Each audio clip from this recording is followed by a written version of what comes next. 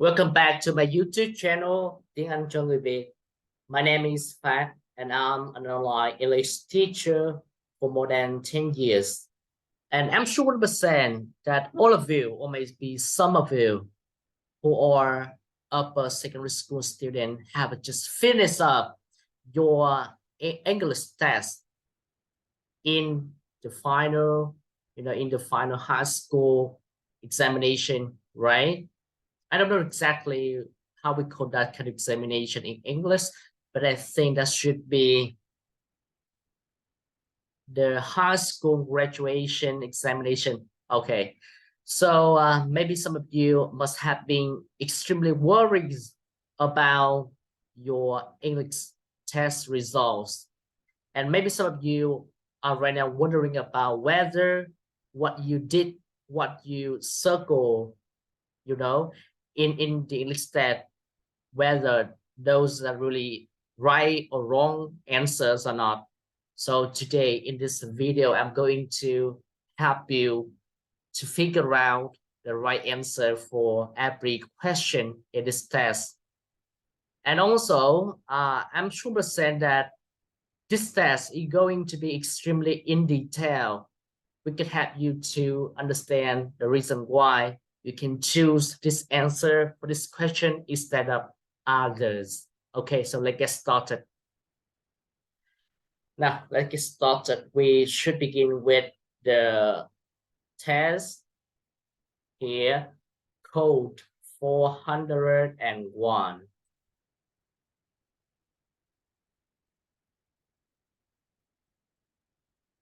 Now, question number 1. Hong and Mike are in the school canteen, right? Remember, canteen, second syllable. The main straight is on the second syllable.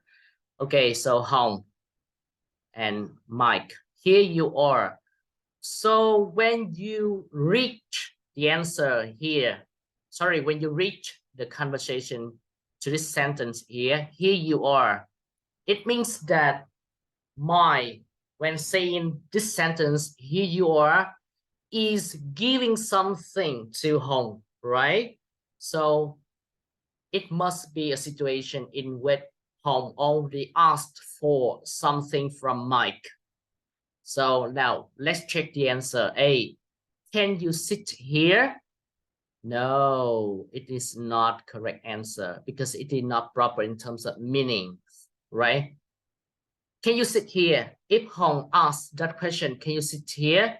Then Mike just answer, yes, you can. Something like that, right? How about B? Can you play basketball? If Hong asks,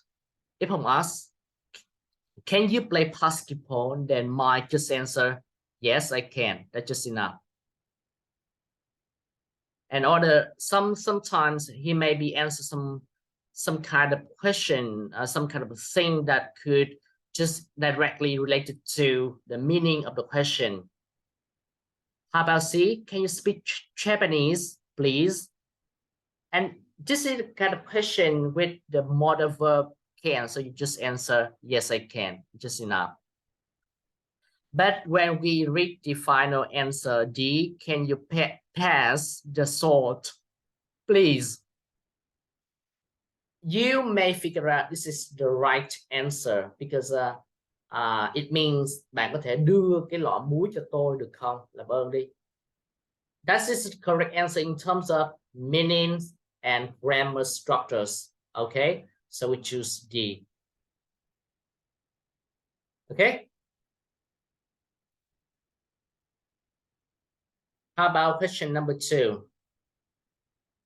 Peter and Kan are talking about learning foreign languages. Peter, I think students should learn 2 foreign languages when they are at school. Kan, it helps them communicate with more people and broaden their minds. Okay, now you see, Peter says, I think students should learn 2 foreign languages when they are at school. So this is an idea, right? An opinion. I think. So when Kan, replies to these ideas, he may express his agreement or disagreement, right? So now let's see. But you have to be careful. Here we have the sentence here. It helps them communicate with more people and broaden their minds. Okay, this is a sentence that, maybe, supportive of Peter's ideas. Okay, so you can infer that the sentence in this gap should be an agreement. Okay, so A, I quite agree with you. Maybe correct or not? Yes, maybe correct. B, I don't, A, maybe correct, okay? So B, I don't think it's a good idea. So I don't think, this is disagreement, right? So if he says this sentence, I don't think, so why? When he says this sentence is help them communicate with more people. So B is incorrect. So we don't choose B. How about C? That's not a good idea. So it is also negative.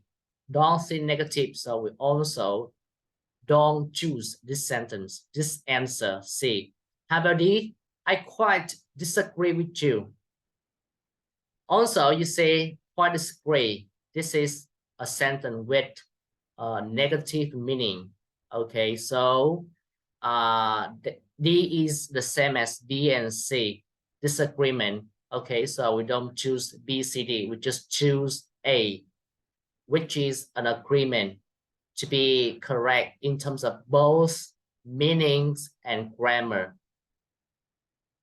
Okay, so I quite agree with you. So A should be the correct answer.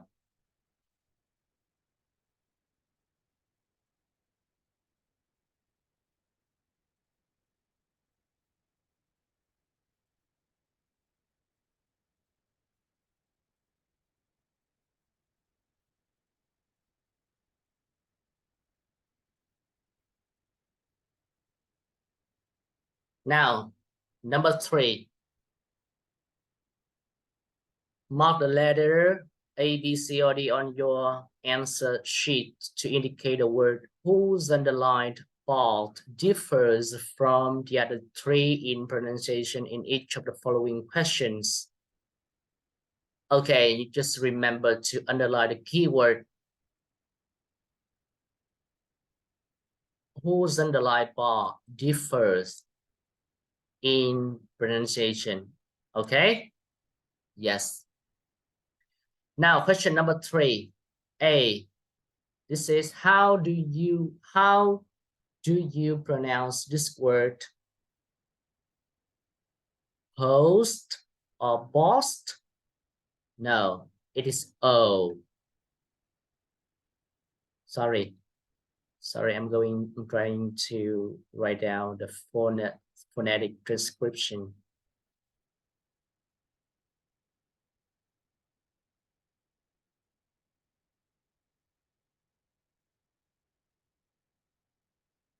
O, post, code, right? Code, right? O.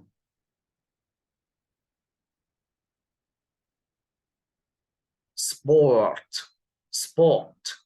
long O.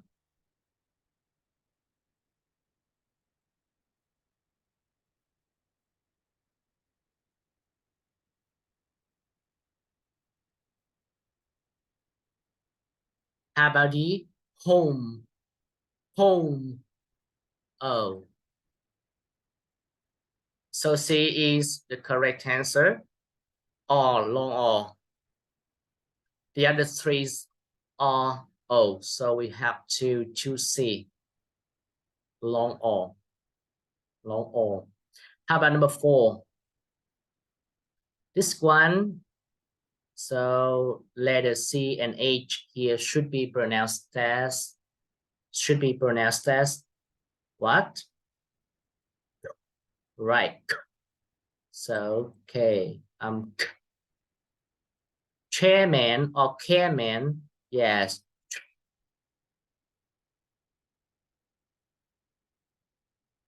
Chicken or chicken. Yes.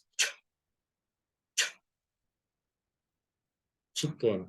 And children, right? Very easy, very familiar word to you. So all of them, you know, you can choose A to be the correct answer because this is the most, you know, the most distinctive answer out of 4, right? So we choose A. How about 5 and 6? Now, mark letter A, B, C, or D on your answer sheet to indicate a word that differs from the other 3 in the position of the stress. So differs from, now the position of the stress, right? So 5. Important, sorry, you can say important or important, it's all right. Important, so important or important. Menstruate is on the first or is on the second? Which one? Yes, that's right. It's on the second. Important. B. Terrific or terrific or terrific. Yes, terrific. Second. C. Exciting.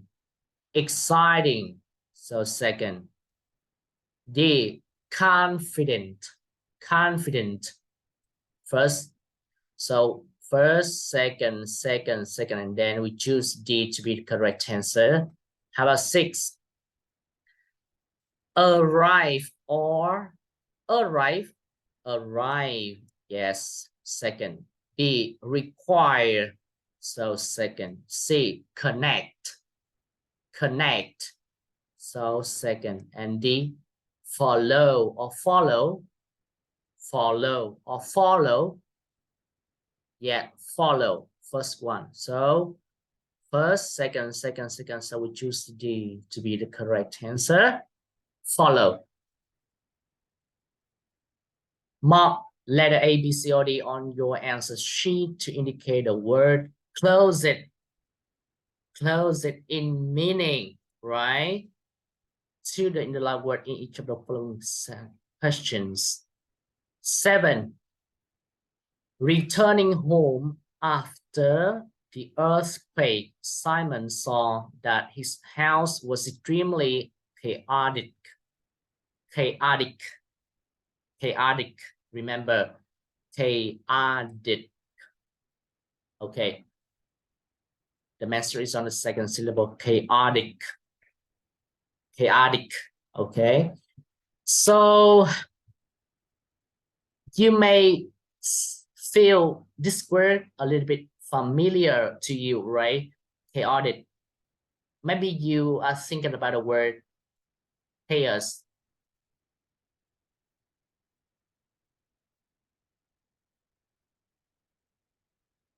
Right? Right? Yes. So it may be correct because chaos is the noun form and chaotic is the adjective form. So chaos or chaotic means what in Vietnamese? Yes, it means lộn xộn hay là bừa bộn, right? So A. And we choose the closest in meanings. It means that you have to choose one of the 4 answers here that is similar to the meaning of the word that is underlined here. Okay, so A, organized. No, it is not similar to the word chaotic. It is opposite, right? So organized, opposite to chaotic. Tidy, also the same. Messy, yes, correct. And neat.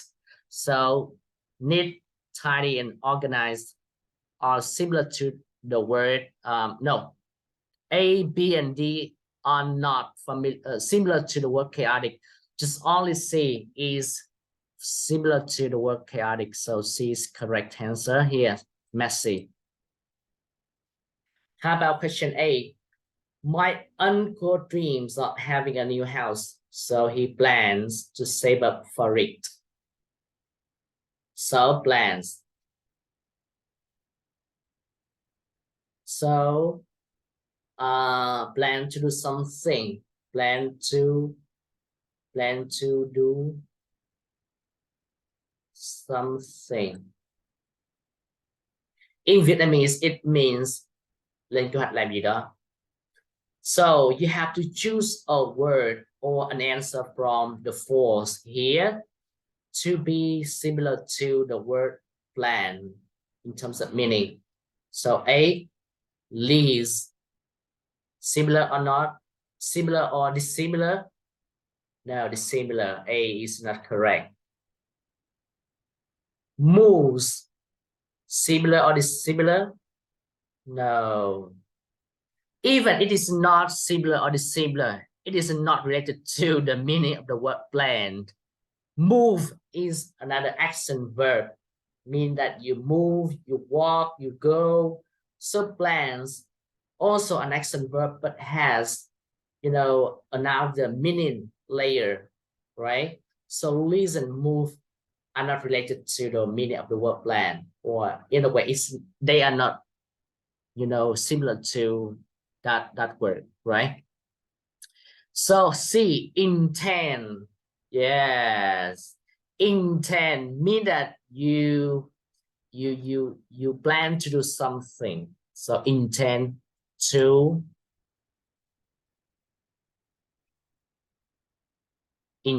do something and plan to do something, they are the same. So would you see? How about quick? No, quick it means give up. So quick and verb in. Okay. Question 9. He has some business. Okay, so sorry. So question 9, you know, you have to, you know, choose the word that is opposite to the underlined word, right? In terms of meaning, right? Opposite in meaning. He has some business to do in a foreign country, but his company denied responsibility to pay for his expenses.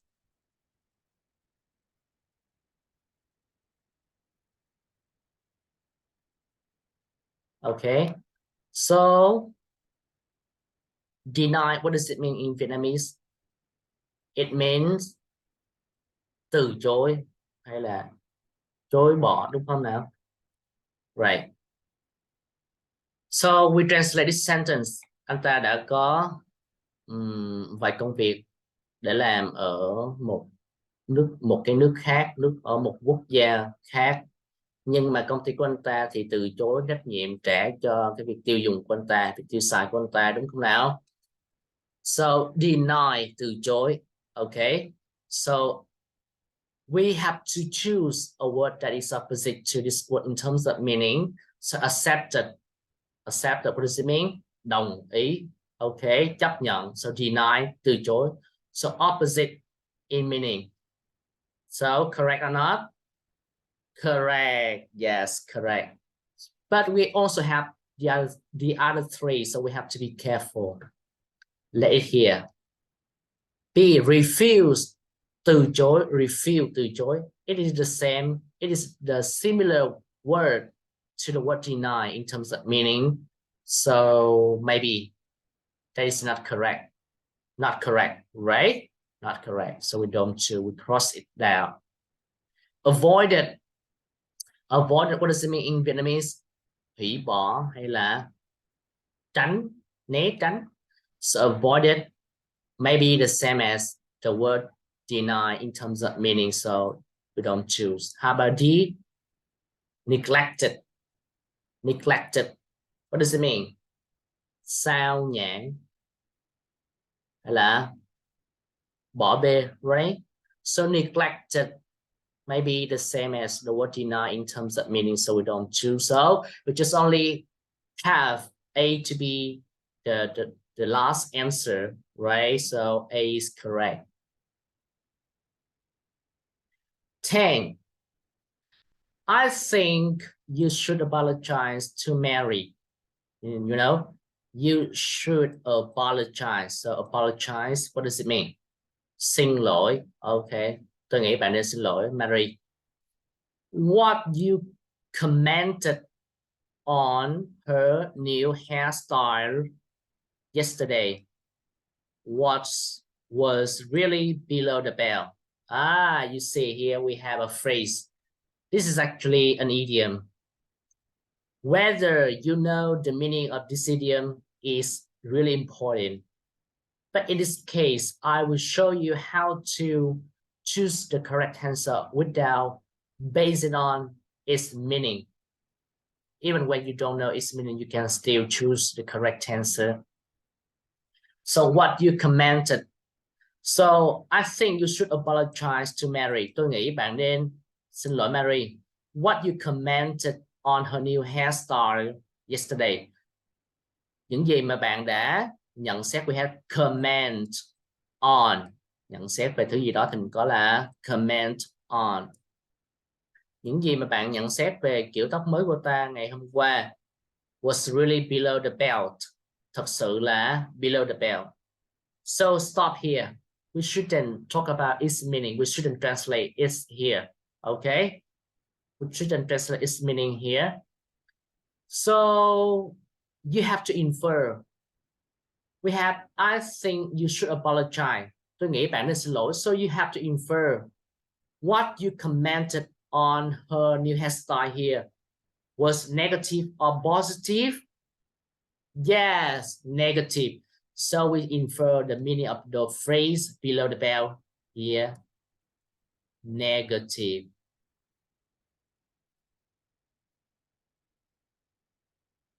Negative. And here we have to choose the answer that has the opposite meaning to this phrase. But here we have the phrase below the belt to be negative. So we have to choose an answer out of 4 to be positive. Okay? So just remember. A. Now, A, fair and kind. B, fair and cruel. C, fair and kind. D, cruel and kind. Okay, so A, we have fair. B, we have fair. C, we have fair. So 3 answer A, B, C. They still contain the word fair, which means positive. Fair means really công bằng. Yes, and it has positive meaning. So you may think about those answers as wrong answer. Okay. So below the belt must have negative meaning, right? So you have to be careful. So A, fair.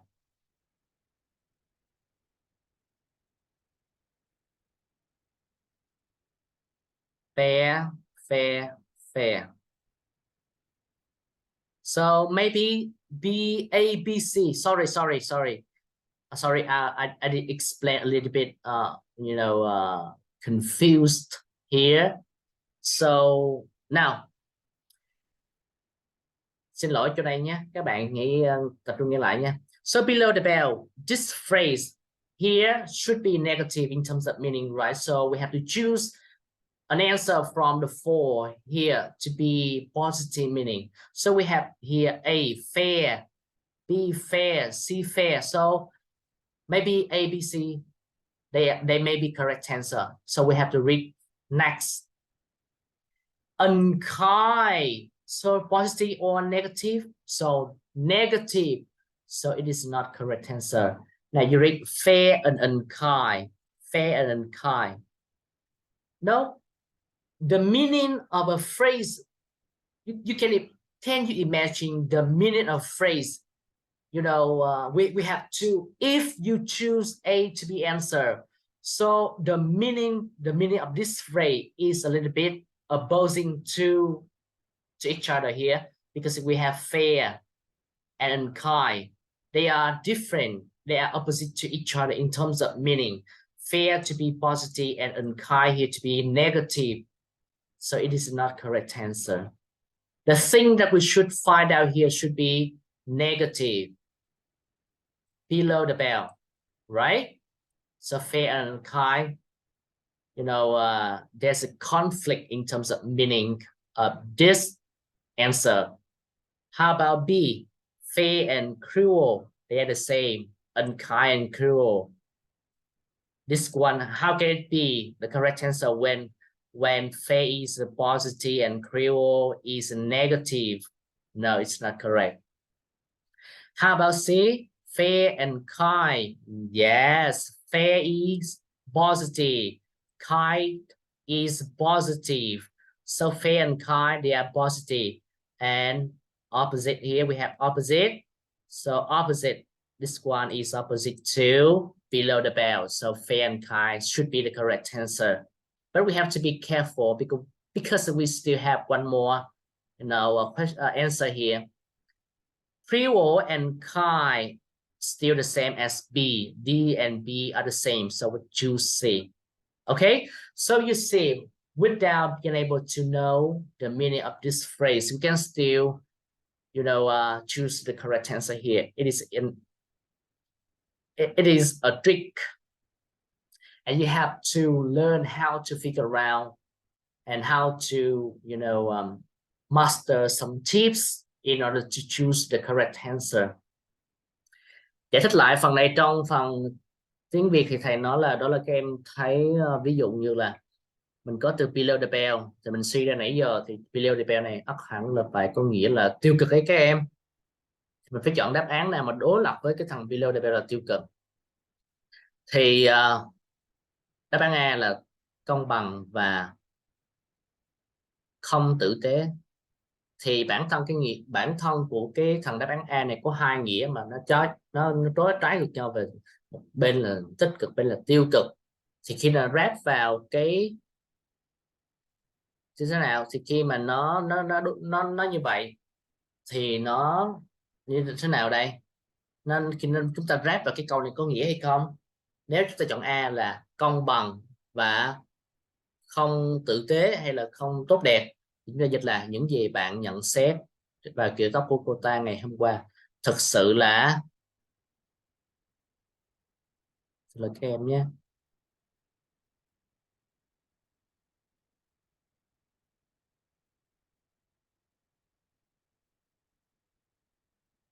Chúng ta đang chọn cái đáp án mà có ý nghĩa bị trái ngược nha các em. Thì A có thể nó có trái với B không, thì A có thể có trái với lại cái below the bell. Below the bell là mang nghĩa tiêu cực đúng không nào, trong câu này nghĩa tiêu cực thì A nó có trái hay không. Fair là công bằng và unkind là không tử tế, thì cái chữ unkind này là nó trái rồi, nó như thế nào, nó không trái các em ạ. Unkind là tiêu cực, mà below the bell này có nghĩa tiêu cực nên nó không trái. Đúng rồi, không trái. Mà cái chữ fair này là trái, thì một đáp án mà có vừa trái vừa không trái thì là nó không đúng. Đáp án chúng ta bắt buộc là phải trái ngược với cái nghĩa below the bell có ý nghĩa tiêu cực này, được chưa, có ý nghĩa tiêu cực. Đáp án B cũng vậy, cũng một cái tiêu cực và một cái tích cực, thì nó không có trái hoàn toàn với below the bell là tiêu cực. Và C là fair và kind đều mang nghĩa tích cực đúng không nào, thì lúc này nó có nghĩa trái với cái nghĩa below the bell là tiêu cực, thì đáp án C nó trái với cái nghĩa tiêu cực đó thì nó chính xác, được chưa nào. Ok, còn D thì giống như B và A thôi. Ok, và nghĩa của từ below the bell là các em thì chúng ta có cái thành ngữ là we have the idiom below the bell. It means insulting, right? Insulting, right? And unfair. Insulting and unfair.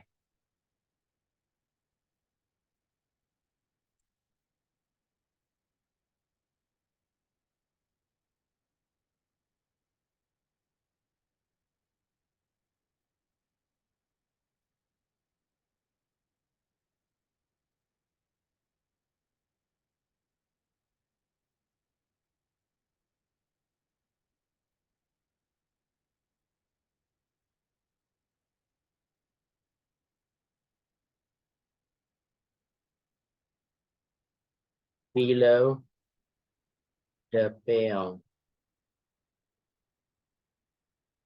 Có nghĩa là in something cái farm là in something and unfair. Thế nào?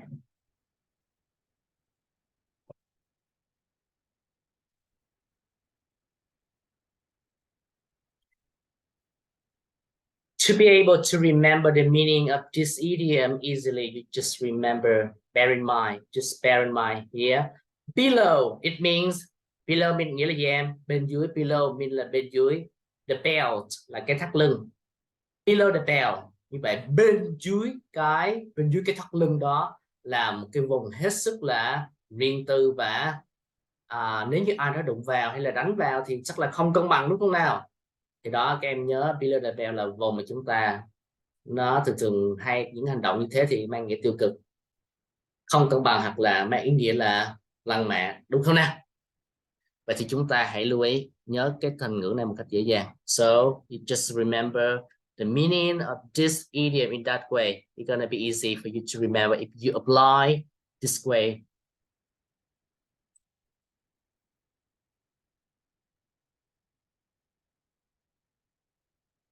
Eleven.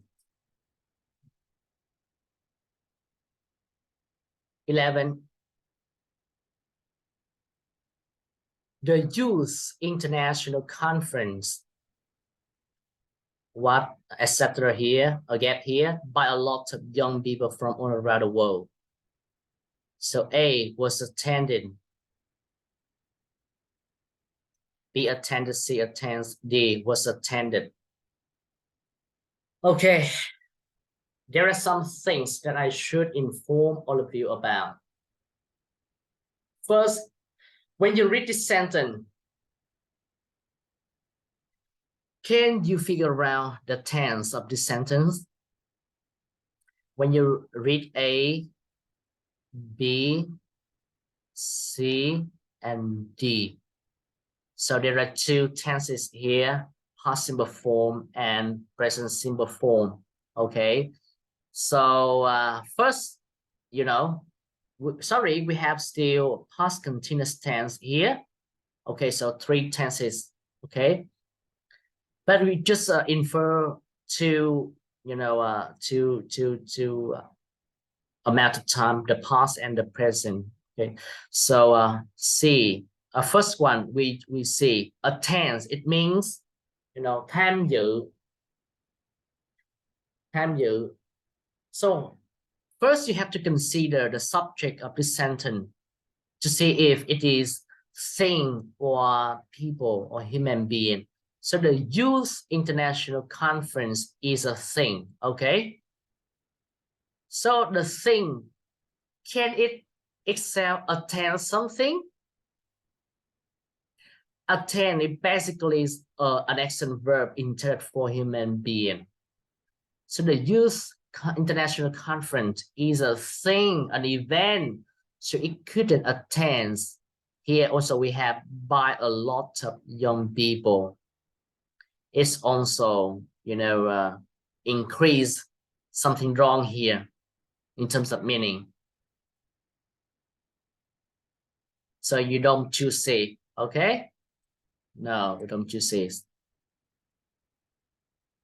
B, attended. Okay, how can we do?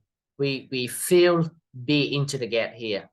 The Youth International Conference attended by a lot of young people from all over the world, from all around the world. So once again, the Youth International Conference is an event. It is not a person. It is not human being. So it couldn't attend. It couldn't do something. So B is not correct answer first.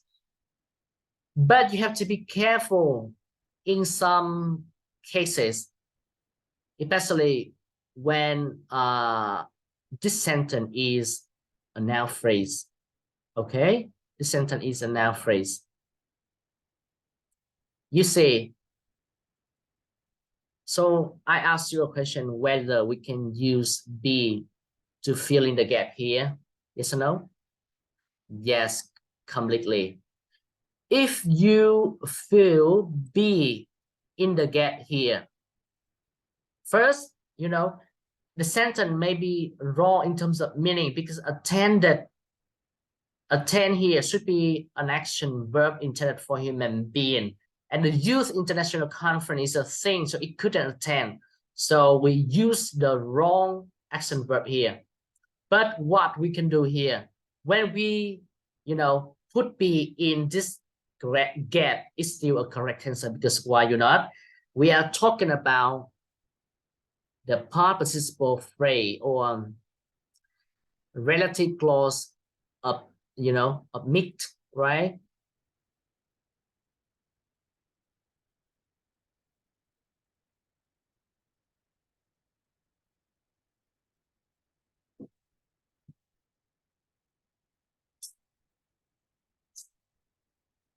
Sorry. Okay, so when we talk about relative clause of mission, khi chúng ta nói về giản lược mệnh đề quan hệ, mệnh đề tính từ, so we fill B into the gap and it will be a correct answer. Attended here mean we have the phrase V3. It means passive form. So when we fill B into the gap, it has passive meaning layer. Okay, so B may be the correct answer as long as this whole sentence is a noun phrase or is a subject. It means that there still be another part of the sentence here. Okay, so B isn't correct in this situation, in this case, because this is a sentence. This is a sentence, a sentence. And, when we use attended to be the verb here, it must ensure the meaning of the verb to be first, whether it is correct or not in terms of the meaning of the verb, whether it is a verb intended for a thing or intended for human being. If it is a thing, then you should use the passive form. If it is human being, you should use, some other words, some other verb.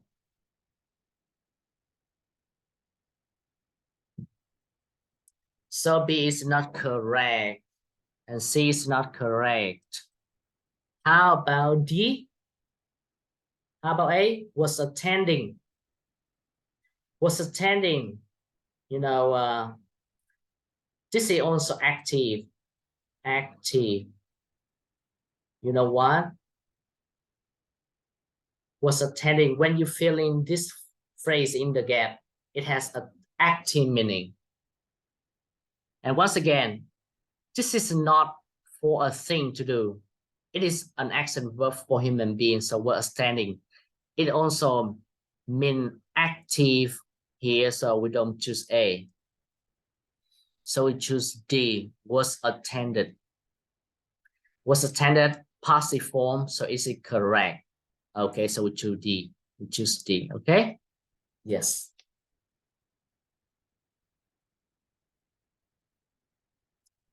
So question 12, the man home when his car broke down. So broke down, this is the possible form. Hư hỏng nghĩa là it means hư hỏng, hỏng xe. When here, remember we have when. This is a clause.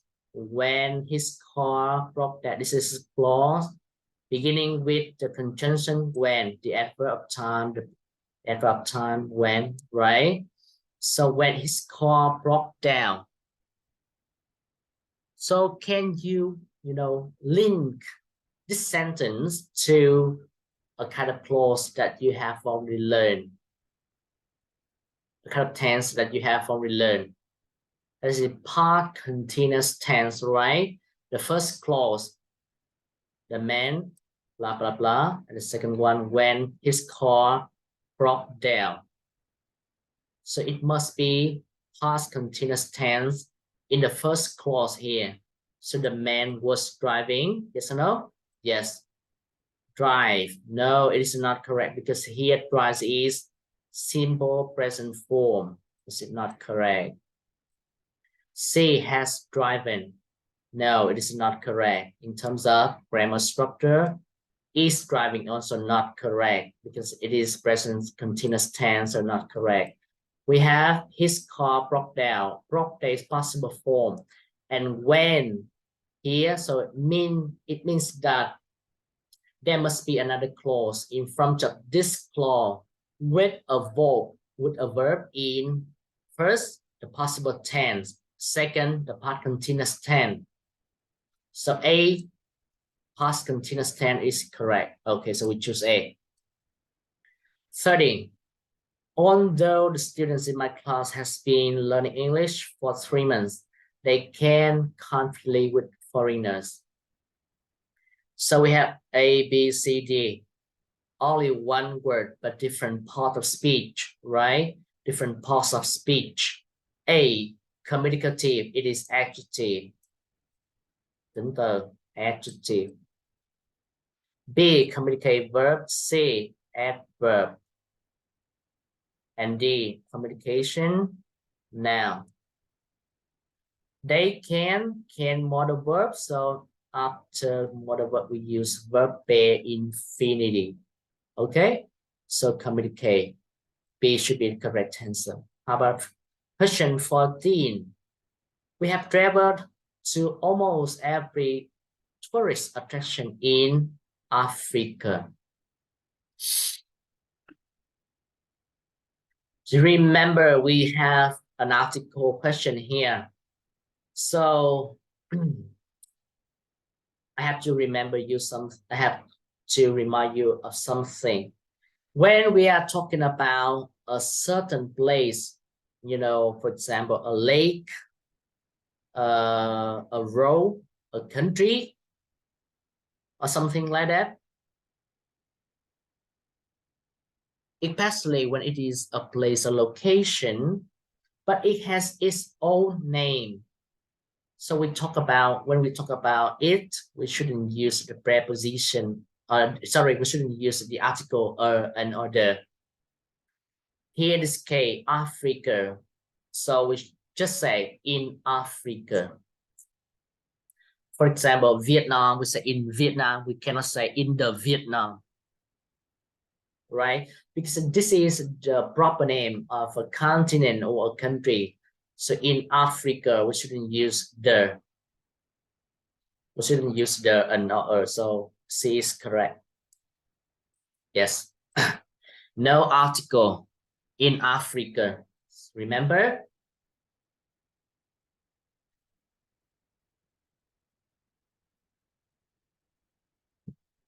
A proper name of a country, lake, road, etc. Right? We don't use the article in front of. So question 15. Bin is 180 centimeters tall. Lin is 1.65 meters tall. Bin is, can you infer the answer?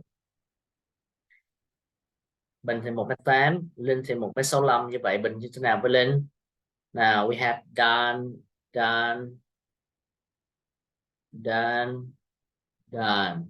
So how can it be? Yes, the comparative form, right? So younger. No, we don't talk about the youth or anything related to, you know, our age. We are talking about the height. So younger is not correct answer. Older, also the same as A, not correct answer. C, taller. Yes, definitely. And C, shorter than. No, it's not correct. So C is correct, taller than.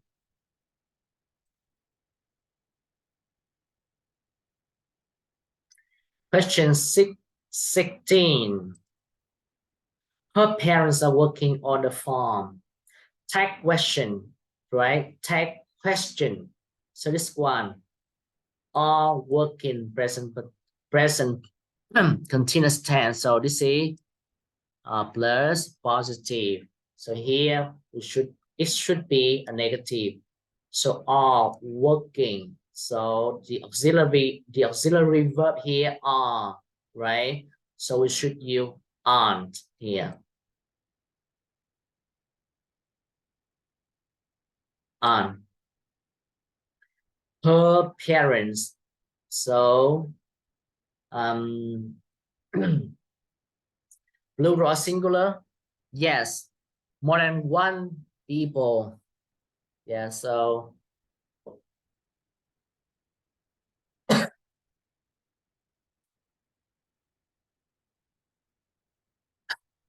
this is the third thing. This is the third plural pronoun, right? So we have to use they, because her parents. So more than one people, so we have to use they.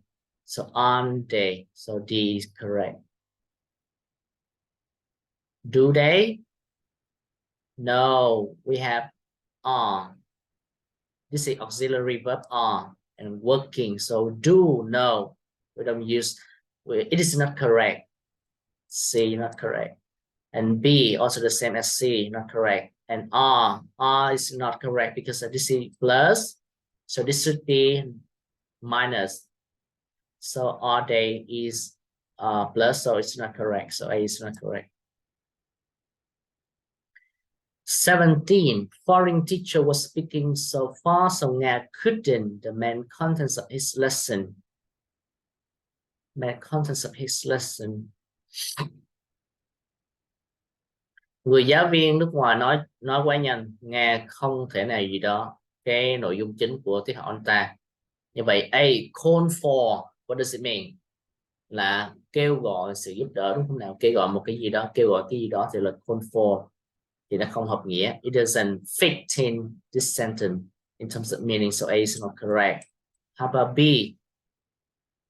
Go on, what does it mean? Tiếp tục, go on, tiếp tục, diễn ra, hay tiếp tục phát triển, đúng không nào? Thì it doesn't seem to be a correct answer here because it doesn't fit in this sentence in terms of meaning, so B is correct, the same as A. How about C? No doubt. No doubt, it means take note, right? It also means to jot down or take down. So you just remember those phrasal verbs are the same in terms of meaning. Or just you just want to write out something onto your piece of papers, right? So no doubt should be maybe. So let's see the answer D, whether it is correct or not. Nga couldn't note down the main contents of his lesson, so correct or not? Yes. Nga không thể nào note down, take note cái contents, cái nội dung chính ra, đúng không nào? Thì sẽ là đúng. How about the make up? What does it mean? This phrase about make up, bịa ra hay là sáng tạo ra hay là trang điểm, đúng không nào? Hoặc là một nghĩa nữa của từ make up đó là another meaning is you come back to be friends after an argument or conflict. Okay, một nghĩa đó là bạn quay trở lại trở thành bạn bè sau khi một cái sự tranh cãi, một sự gì đó. So make up doesn't seem to be correct in this sentence. So C should be the correct answer. So we choose C. 18. The journalist is talking about having a new blah blah blah published in the local newspaper next week. Journalist, this one right? Journalist, remember, journalist.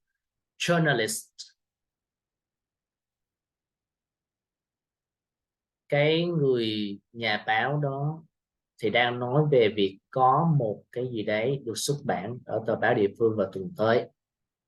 Thì các em lưu ý nè, you just remember, journalist should be translated in Vietnamese as nhà báo. So journalist has something to do with Article, yes or no? Yes.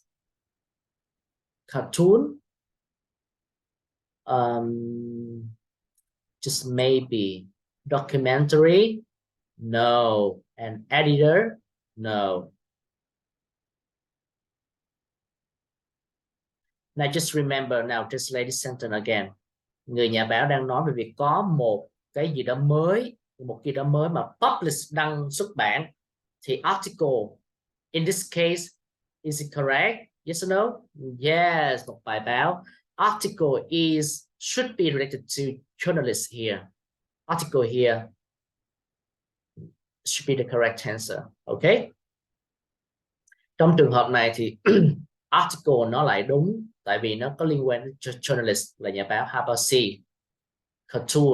Cartoon, right? Cartoon. So cartoon, phim hoạt hình.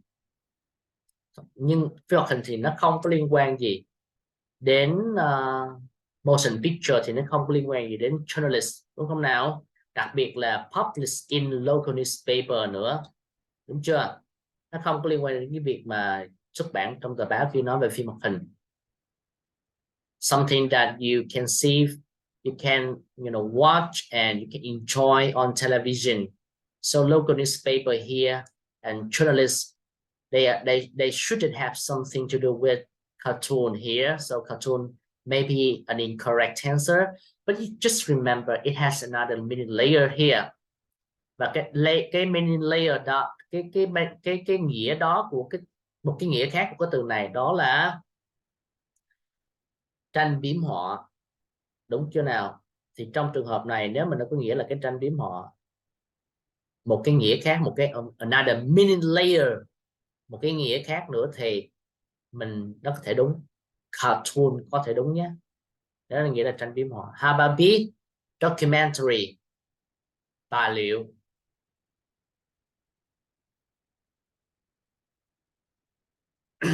Do the journalists and local newspaper have something to do with documentary?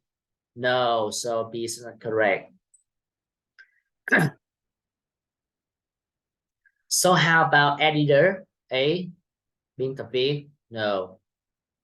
Editor is a word intended for human being. This is not a thing, so editor shouldn't be correct answer. So we have C and D here. Article. Yes, maybe the correct answer. C, cartoon, phim hoạt hình, and tranh biếm họa. Như vậy cái nào đúng? Như là C, nó bắt buộc chỉ có thể chọn một nghĩa thôi, một cái ngữ nghĩa trong ngữ cảnh này. Vì vậy C phải là phim hoạt hình, motion picture. Okay, so if C, cartoon is motion picture, then she is correct or not correct? Yes, incorrect. So C, we shouldn't choose C. We choose article. Article, the meaning.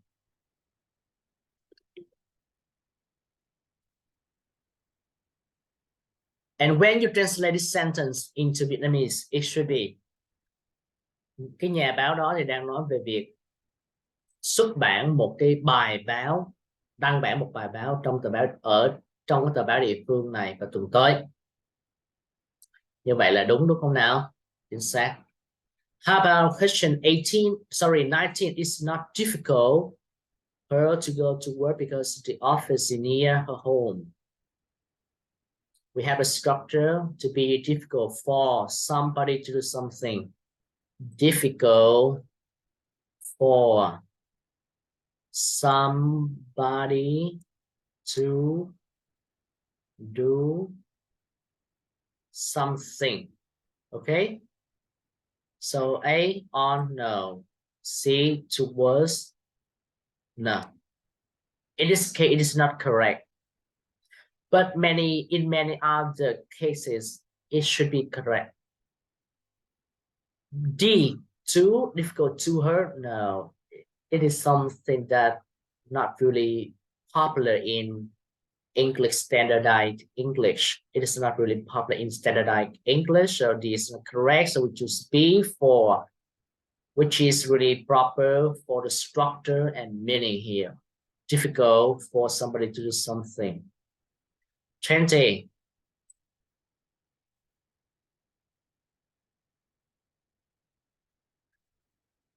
a job in a small company, he turned it down and kept on applying for a more suitable one. Okay, so just remember how to say.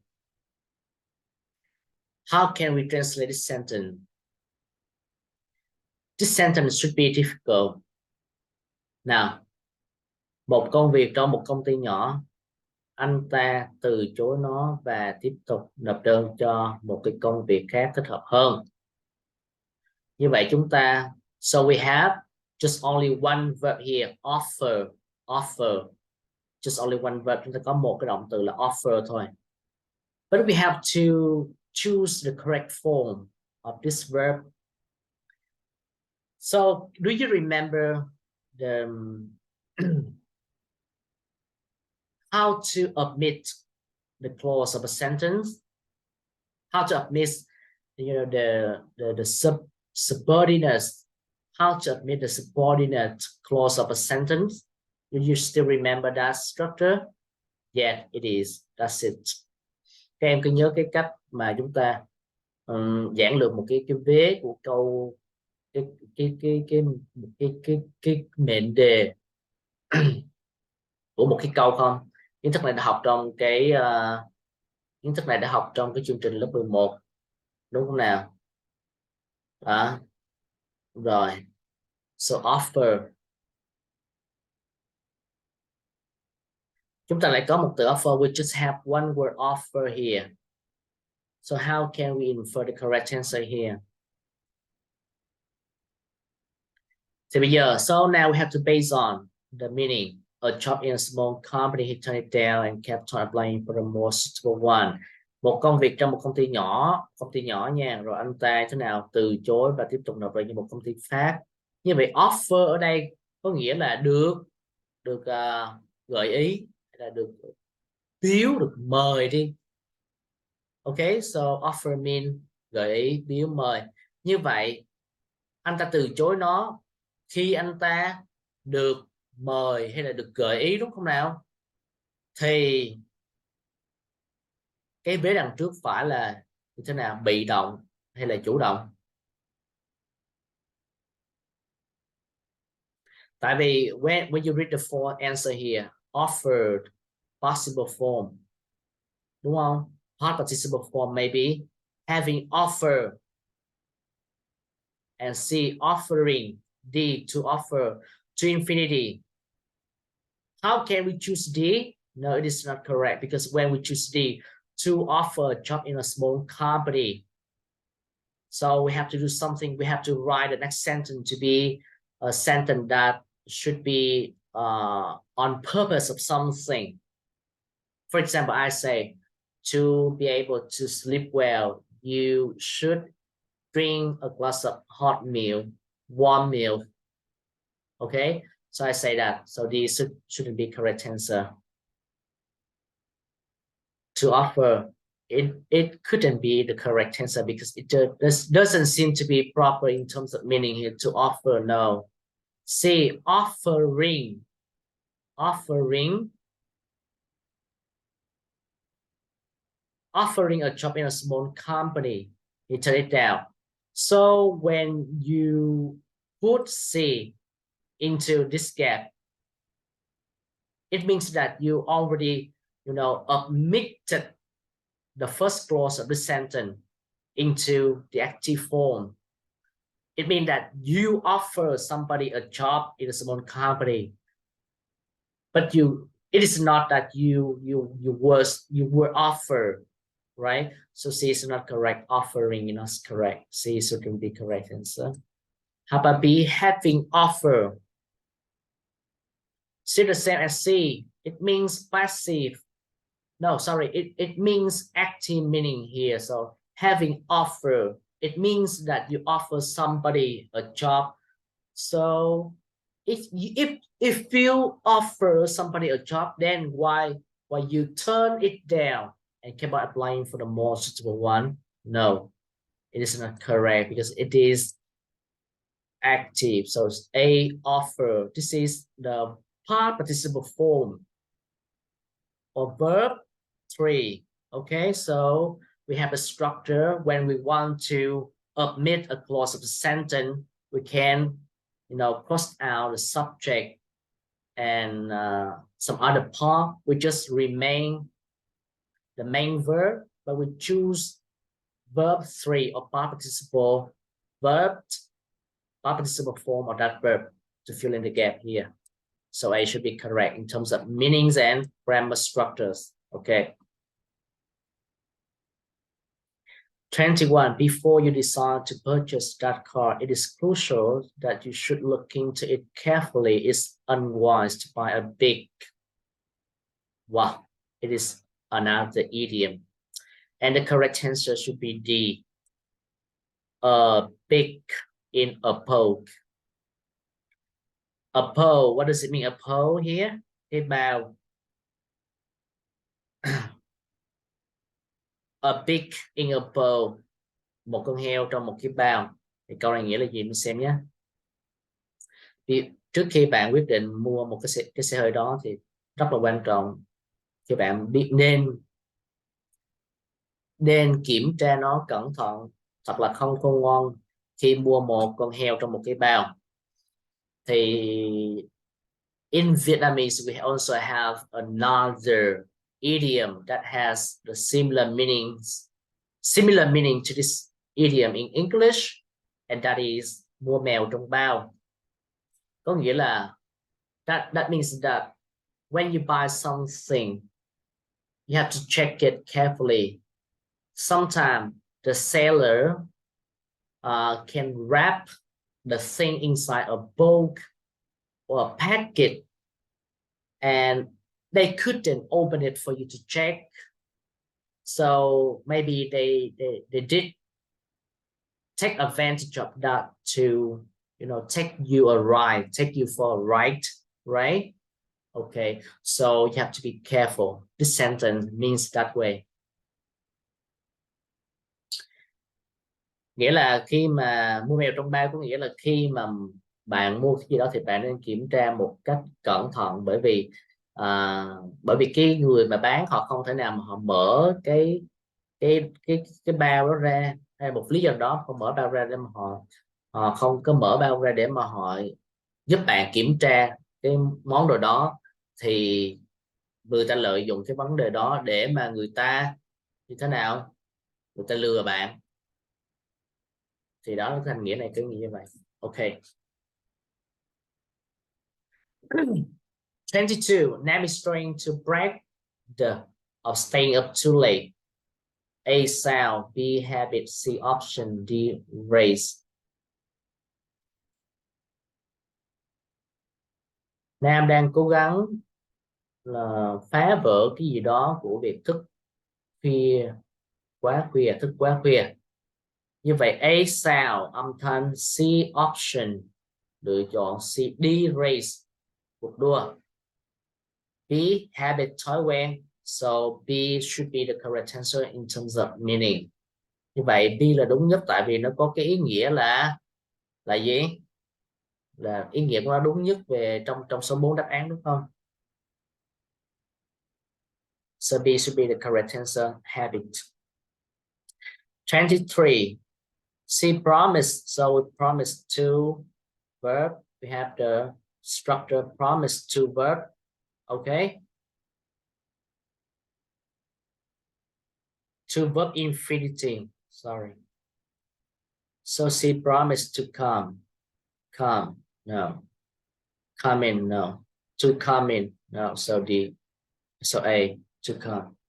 24.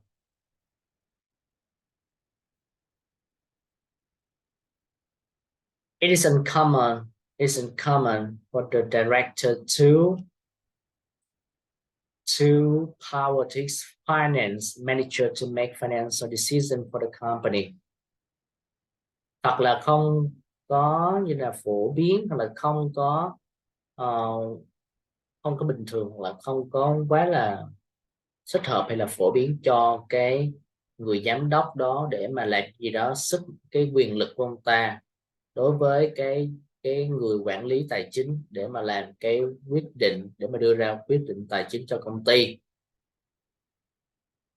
At first, when you look at the four answer, you may figure out A as the correct answer because you think that authorize means ủy quyền in Vietnamese, right? So authorize means ủy quyền. So you think the director should maybe ủy quyền his power to his finance manager, right? So you think A, oh, maybe it is correct answer. You choose A.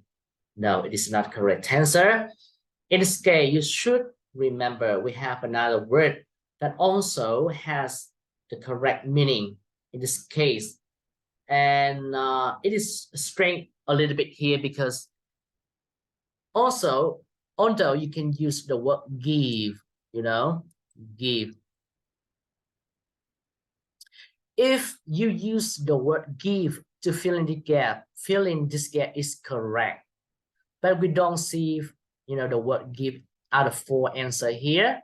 So we have to choose another word that has the similar meaning to the word give.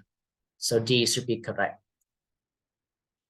Authorize means ủy quyền. D, delegate.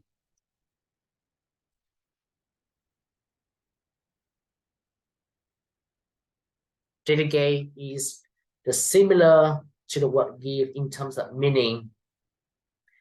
Vậy thì cái đáp án D là chính xác nhất bởi vì nó bằng với từ give. Nó không có nghĩa là ủy quyền giống A. It is not the same as A, authorize ủy quyền. It means to give the power. Có nghĩa là nó không phải có nghĩa là ủy quyền hay là làm gì đó mà trên quyền luật hay là pháp luật, mà nó có nghĩa là giao, tức là mình cho quyền, hay là mình nhờ người ta, nhờ cái ông giám đốc tài chính đó, và mấy ông giám đốc tài chính để mà làm quyết định tài chính thôi. Như vậy đi là đáp án chính xác nhé.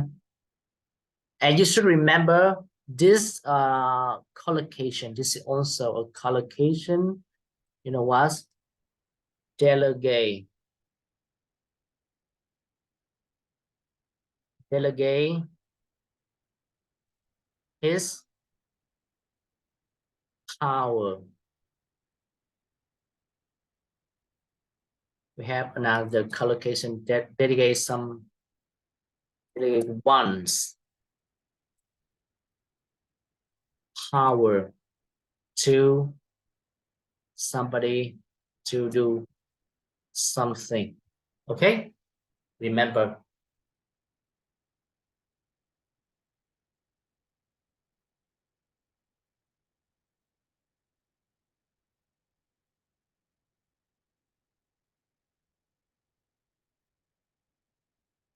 Identify. We will inform you.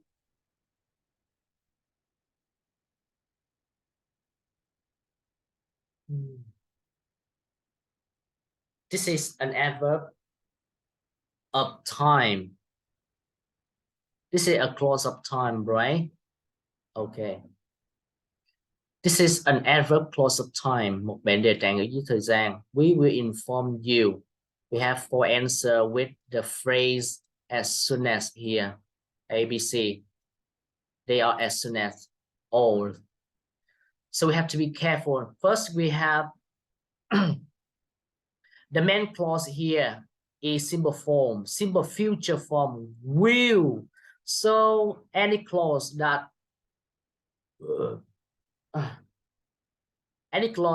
should begin with any kind of conjunction of time or adverb of time shouldn't be in the future. Do you remember that? Yes. So A, as soon as we have the interview result. Maybe correct? Yes. C, as soon as we have the interview result. So if we just say we have possible form ahead, and then we have will here, so they are not correct in terms of the grammar structure of a sentence.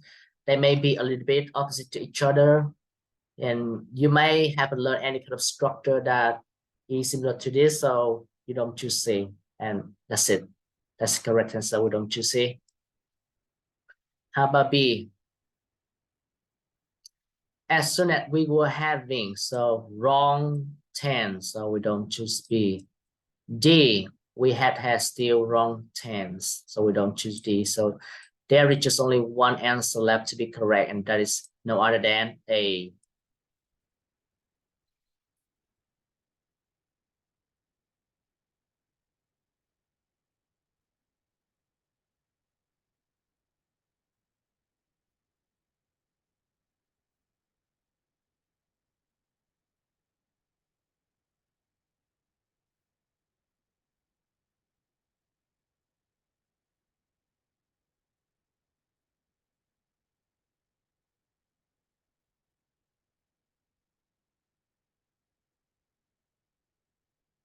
Các bạn đang tối chưa nào?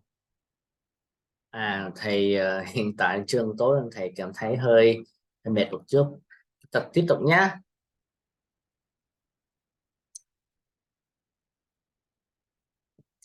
"26. Just remember your answer sheet. Sorry here, sorry. To indicate the sentence that past compiles each pair of sentences. Okay. Tại chúng ta chỉ ra cái câu mà nó kết hợp tốt nhất mỗi cặp câu. Kết hợp tốt nhất mỗi cặp câu nhé.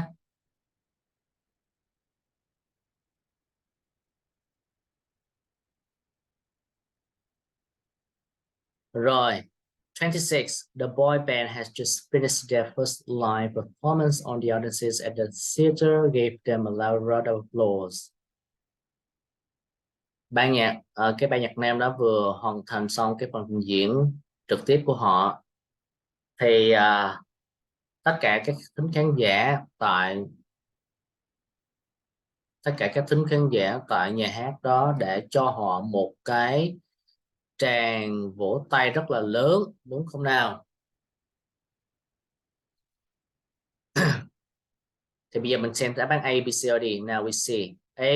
No matter when the boy band finished their first live performance, did all the audience at the theater give them a loud round of applause. Bất cứ khi nào, no matter when là bất cứ khi nào nhé. Bất cứ khi nào cái ban nhạc nam đó hoàn thành phần trình diễn trực tiếp của họ, thì tất cả khán giả tại nhà hát cho họ một tràng vỗ tay, thì nó không đúng được nghĩa. A is not correct in terms of meaning, right? To 26 sentence. How about B? Had it not been for the boy band's first live performance on the audience at the theater would have given them a loud round of applause. B. Had it not been. This is the omission of if. This is the omission of if's clause. Okay. Đây là cái hình thức giản lược của câu điều kiện loại mấy các em? Loại 3. Okay, so this is the third conditional sentence. Okay, so we have the omission form here. So had, subject, and then not, and then verb 3, participle form. Nếu không vì cái phần trình diễn trực tiếp của ban nhạc nam, thì tất cả các khán giả tại nhà hát sẽ cho họ một tràng vỗ tay thật lớn. So is it correct? No, it is not correct. It's wrong. So we don't choose B. C. Not until all the audiences at the theater gave them a louder applause did the boy band finish their first live performance. Mãi cho tới khi tất cả các thính khán giả tại nhà hát đưa cho họ một cái tràng pháo tay rất là to, thì ban nhạc nam đó mới kết thúc phần trình diễn. So is it right? No, it is not correct, because of the meaning of the sentence are in reverse order.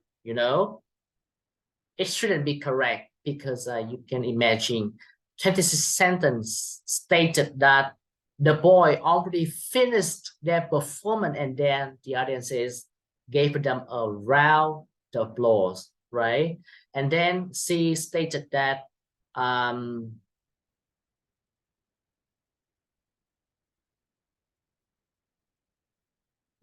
the audiences gave them a loud round of applause first, and then the boy band finish up their live performance after. So this is not correct. The other of this sentence are in reverse. Okay. So C is not correct. So we just only have the left. So we have to choose D. Barely had the boy band finish their first live performance when no the audience at the theater gave them a loud round of applause. Tức là we have the structure barely or hardly.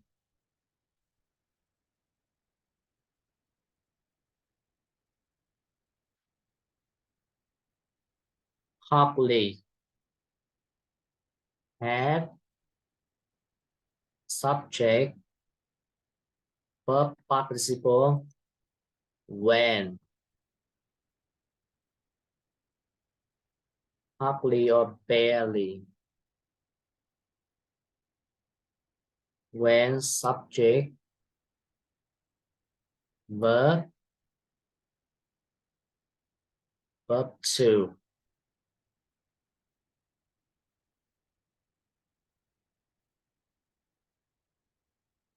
So this sentence is correct in terms of meanings and grammar structure. So we choose D.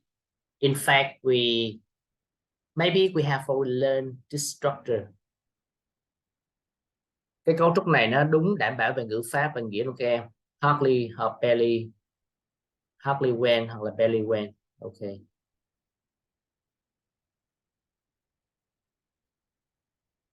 So this is correct answer. How about 27?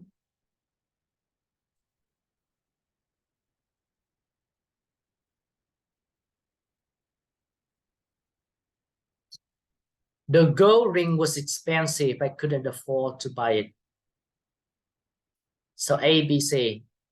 For answer here are if, sentence, right? If clause, right? So A. So just remember the gold ring was expensive. The possible form, right? I couldn't afford it. I couldn't afford to buy it. So if we use the if clause, so we have to use what type of if clause? First one or second or third? Yes, third one, because third one is used to refer to unreal situation in the past. Okay. So A, if the gold ring had been cheaper, if the gold ring had been cheaper, I can't have afforded to buy it. Vì cái câu này 27, chiếc nhẫn vàng đó rất là đắt, tôi không thể mua nó. Vì câu A, if the gold ring had been cheaper, I can't have afforded to buy. Nếu chiếc nhẫn đó đã rẻ hơn, tôi không thể nào mua nó. So wrong, right, wrong? Wrong, because I'm meaning here. So we have, because it has not here, so it is not correct. So A is wrong. B, if the gold ring had been less expensive, I could have afforded to buy it. Nếu chiếc nhẫn vàng đó đã, ít đắt hơn, ít có mắc hơn, thì tôi đã có thể mua nó. Okay, so right, wrong? Right. Good. So maybe. So we also have C and D here. If the gold ring had been cheaper, I couldn't have afforded to buy it. Nếu cái nhẫn vàng nó đã rẻ hơn, lúc nào thì tôi đã không thể mua nó. So still the same. Still the same A, right? C is still the same A. One more thing about this is that you just remember, if here we have past perfect tense have been cheaper, so we cannot use can here, is wrong. Okay, can't here is wrong. Okay. So if the gold ring had been cheaper, it couldn't have. So it doesn't seem to be correct because it has wrong meanings. D. If the gold ring had been more expensive, I could have afforded to buy it. Nếu cái nhẫn vàng đó nó đắt hơn, tôi đã có thể mua nó. Still wrong in terms of meaning. So D is not correct. So we choose D.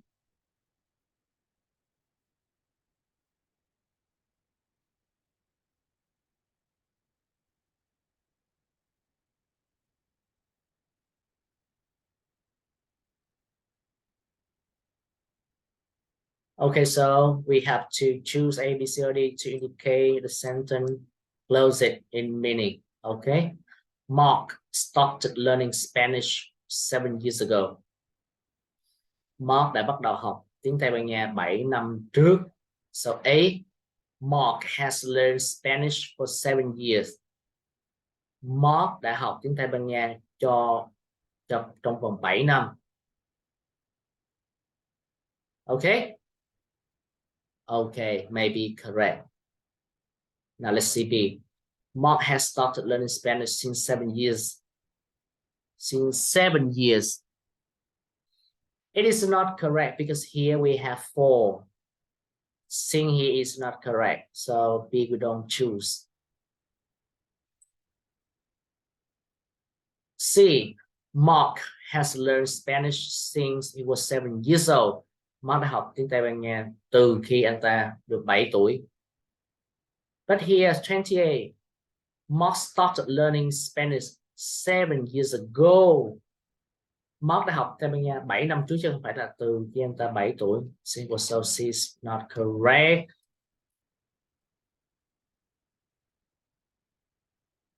D.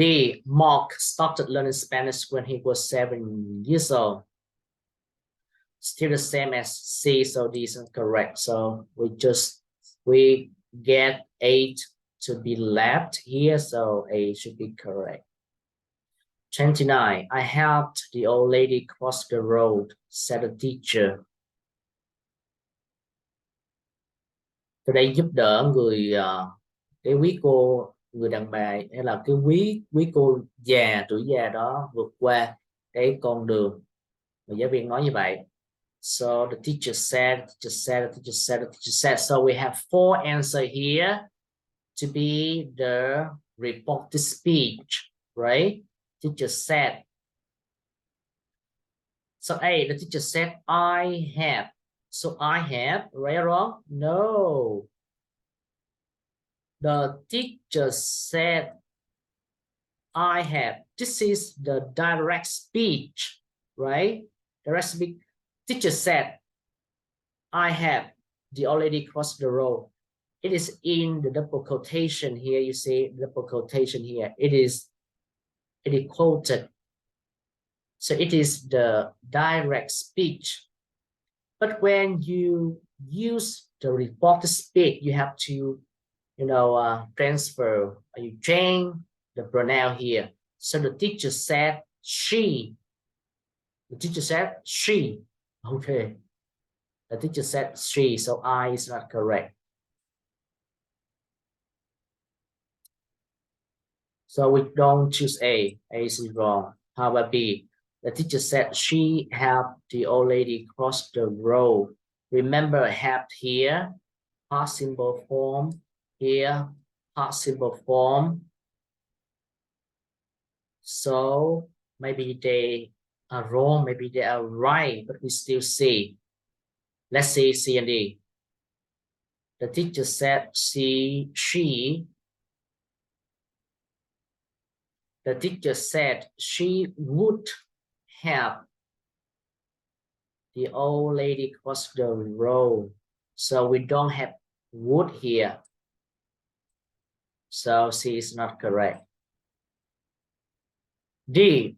The teacher said she had helped the old lady cross the road. So right or wrong? Right, past perfect. In reported speech, we should change the verb form of the main verb to be backwards one more tense. We change, for example, if the verb of the sentence is a participle, then we change that verb from participle to past perfect. So B and D. So D is more correct than B. So we choose D.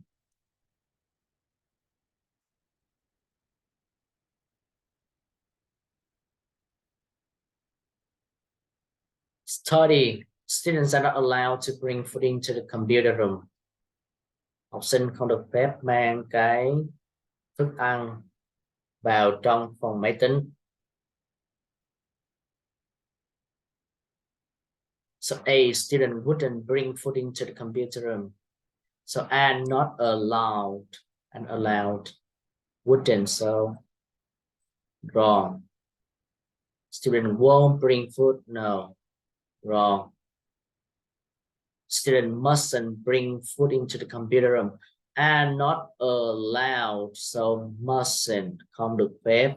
Và are not allowed. They are the same. So C is correct. D, student needn't bring food into the computer room. Needn't here is a modal verb. Không phải. Không cần phải. Không cần phải is different from and not allowed. So D is not correct. So we just see, we just choose C.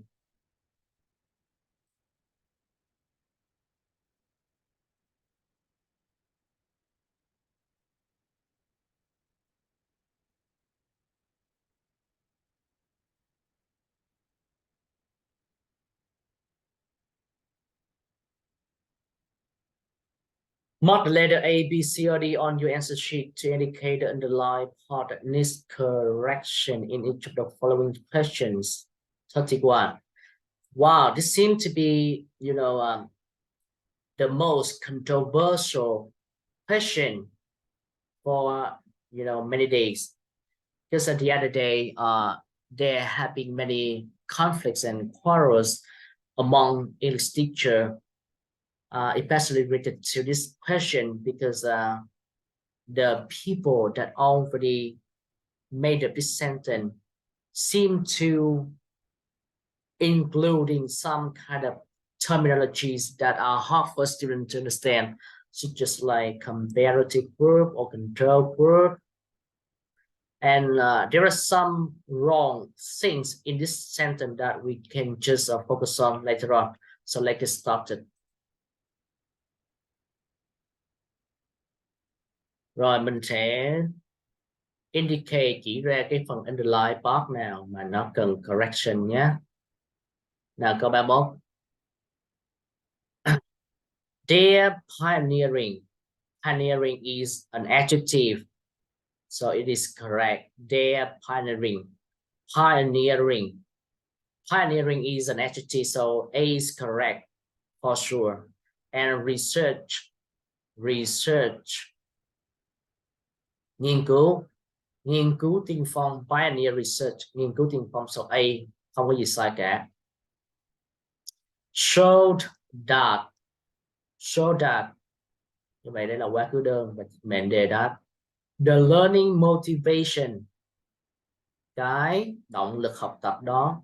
Of the two groups. Của hai nhóm học viên. Two groups of learners. Was. Đây. The learning motivation. Đây là chủ ngữ chính. Have now. Được chưa?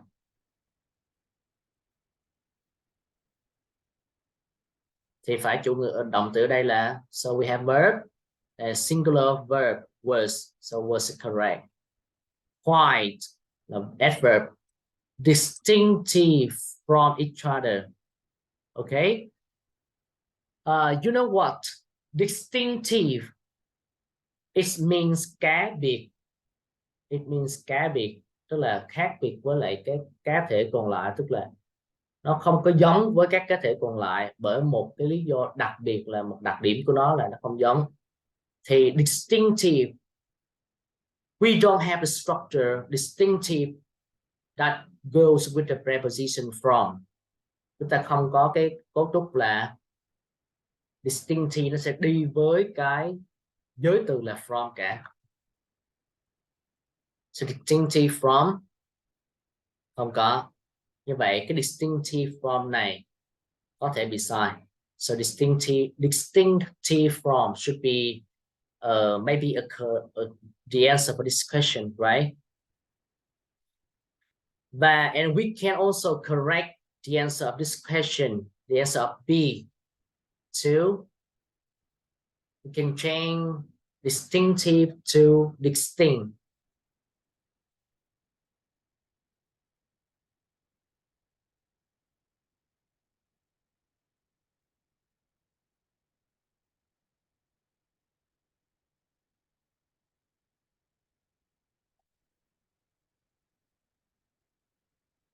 If we change distinctive into distinct, so it is correct because the distinct can go with the preposition from. Nếu chúng ta chuyển đổi distinctive thành distinct thì nó có thể đi với từ from, thì lúc này nó lại đúng.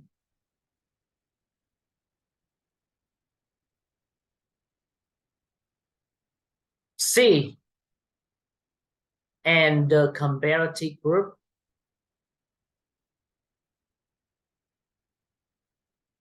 And the comparative group, và cái nhóm mà so sánh hơn, nhóm được so sánh. Actually, we don't have this phrase in English. We should have the phrase comparison or experimental group. Okay. Okay.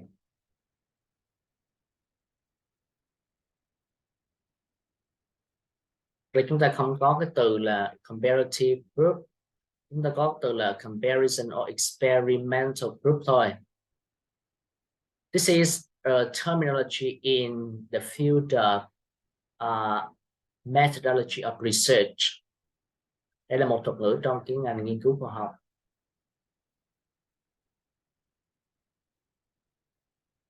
And a comparative group whose learning motivation.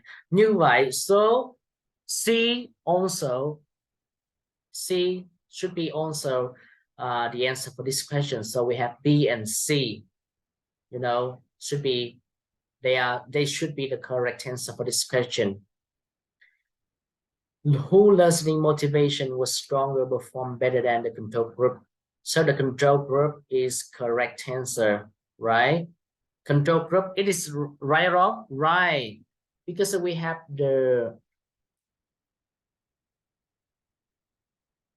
we don't talk about the correct answer, whether D is correct answer or not here, but we talk about whether the control group is a right phrase or not. So control group,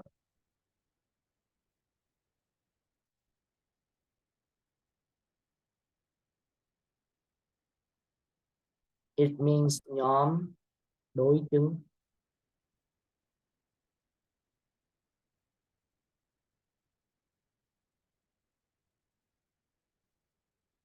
And comparison or experimental group means, có nghĩa là nhóm so sánh.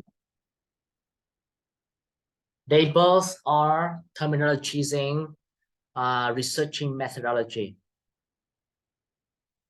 Tất cả họ đều là những cái, tức là những cái từ này đều là những thuật ngữ trong cái ngành gọi là nghiên cứu khoa học. So we have A, correct. Correct here means that it doesn't have anything to be wrong in terms of meaning, so we don't choose A. Okay, so A is crossed out, tức là trong trường hợp này nó đúng là nó đúng về cái cách, là nó đúng về cái ngữ nghĩa và ngữ pháp, mà nó không có sai, cho nên chúng ta không có chọn. So A correct. So B wrong, incorrect. C wrong, incorrect. So we have B and C. Maybe B and C should be the correct answer. And D correct. So we don't choose D. We don't choose D. We just choose B and C. So we can just choose one answer. So this question is really controversial. So let's see the answer from the Ministry of Education. Okay. 32. The man bought the old painting and then resold them to a collector at a higher price. Okay, now first you look at the sentence. The man bought. Okay, verb, possible form, the old pending. One or two or more? No, only one. The old pending, only one. And then resold, still possible form, right? Oh, here, dumb, we say dumb.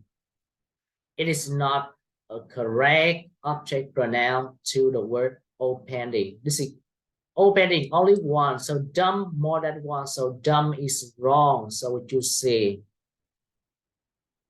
Collected at a high price. So higher price should go with the preposition at, and it is correct. So C is wrong. So C should be chosen. 33. They give a good presentation on. So they give, right? Right. A good presentation on. Yes, a presentation on. Yes. Một phần trình bày về gì đấy. On how to adopt. On how to adopt. Yeah, how to adopt, maybe. A green lifestyle last week. Okay. So now let's see. D, a green lifestyle. A green lifestyle. Một cái lối sống xanh. Đúng rồi, đúng không các bạn? Nó không có gì sai cả. It is not wrong. Green lifestyle. So D is correct. Adopt, nhận nuôi. Adopt means nhận nuôi. Nhưng mà trong trường hợp này có nghĩa là mình nuôi dưỡng, mình phát triển một lối sống xanh. Thì trong trường hợp này C lại đúng. Adopt, to adopt, how to adopt is correct in terms of meaning and grammar structure. But when we read to the final phrase of the sentence here to be last week, we figured out something wrong here. So last week is the adverb of time of a sentence that is described in the past, right? So last week here we should use the verb in passive form. So give is wrong. So we should use gave.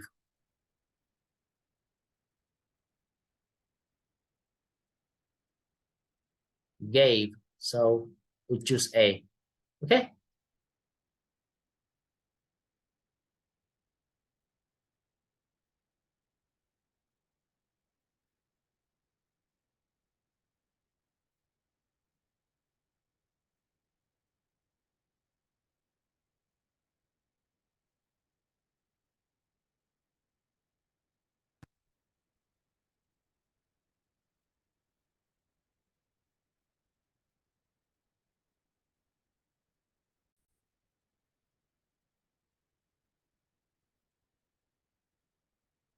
Now it's time for us to fill in the gap of a passage here with some answer available here. So now let's get started. Getting work experience is a good way for young people who are still at school to see whether they would enjoy a particular career. Okay?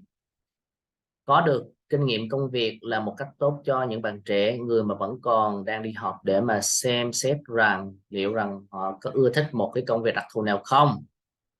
Future employers like to know about their work experience. Những người chủ tương lai muốn biết về cái kinh nghiệm công việc của họ, tức là của những cái bạn học sinh đó đó. Như vậy ở đây muốn biết về kinh nghiệm làm việc của họ.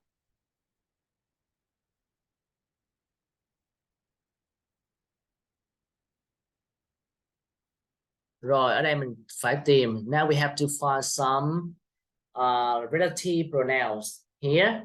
So A, who, which, when, where. Okay? Who, which, when, where. So future employers like to know about their work experience. There here is a, how to say, adjective, possessive adjective, right? There is possessive adjective. So their work experience, young people. Ok, chúng ta có cái they ở đây nó đại diện cho từ young people. Future employer, những ông chủ tương lai muốn biết về cái kinh nghiệm làm việc của họ. Rồi, tiếp theo ở đây là một đại từ quan hệ, được chưa? Đại từ quan hệ mà như thế nào? Nó phải chỉ người hay vật? Tại vì ở đây mình có who, which, when, where. Where là nơi chốn, không chính xác, loại ra. We cross out. When là thời gian, we cross out. Còn lại which và who.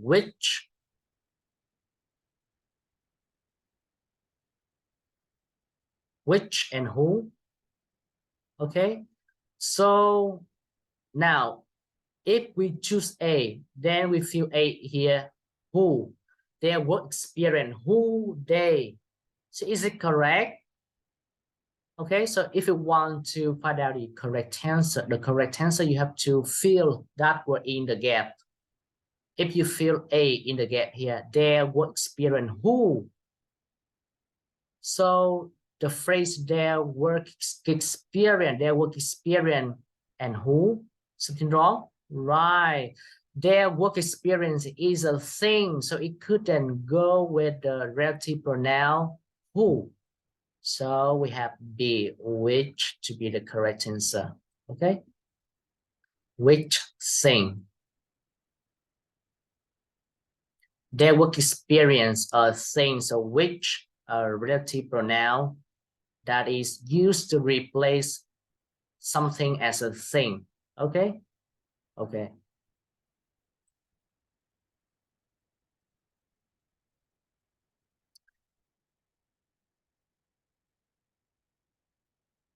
And young people get a chance to consider. Và những người trẻ thì có cơ hội để mà cân nhắc. Consider.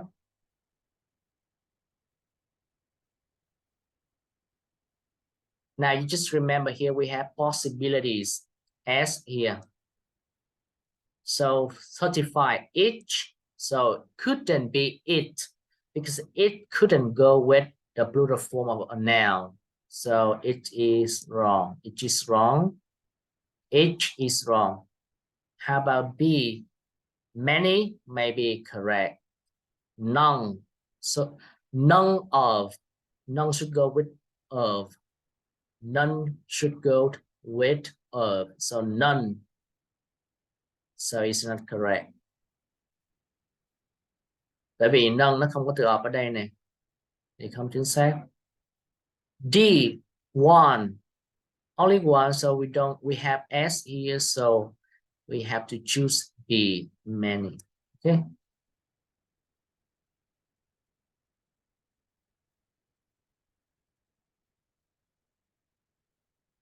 In addition, ngoài ra, they will find these professional advice. Họ còn nhận thấy những lời khuyên của những cái người chuyên gia này đặc biệt hữu ích cho họ khi mà nghĩ về những cái sự lựa chọn khác nhau mà họ sẽ phải gì?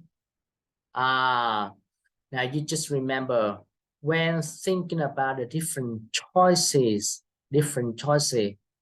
they will have to 36 build, feel, do, and make.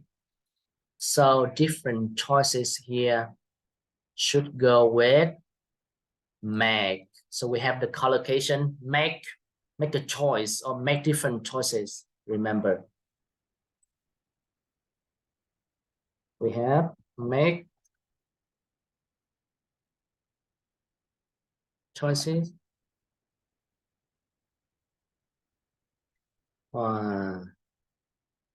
Make a choice. Okay.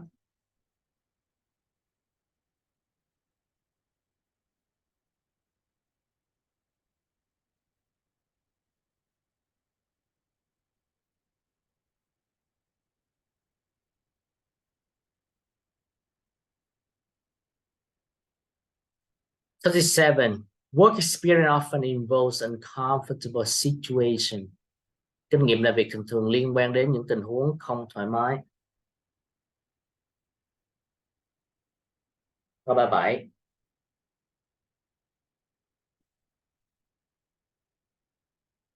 Câu 37.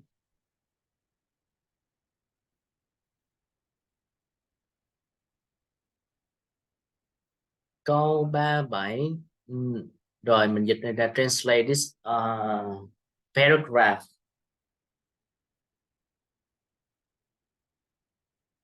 Work experience often involves uncomfortable situation. Những kinh nghiệm làm việc thường liên quan đến những tình huống không có thoải mái.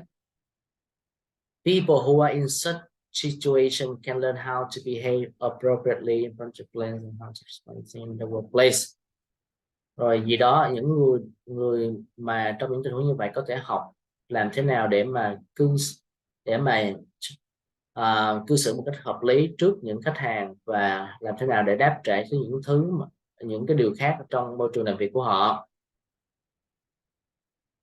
Thì mình phải tìm. Now you have to find an appropriate word. So A, no. No is correct or not? Yes or no?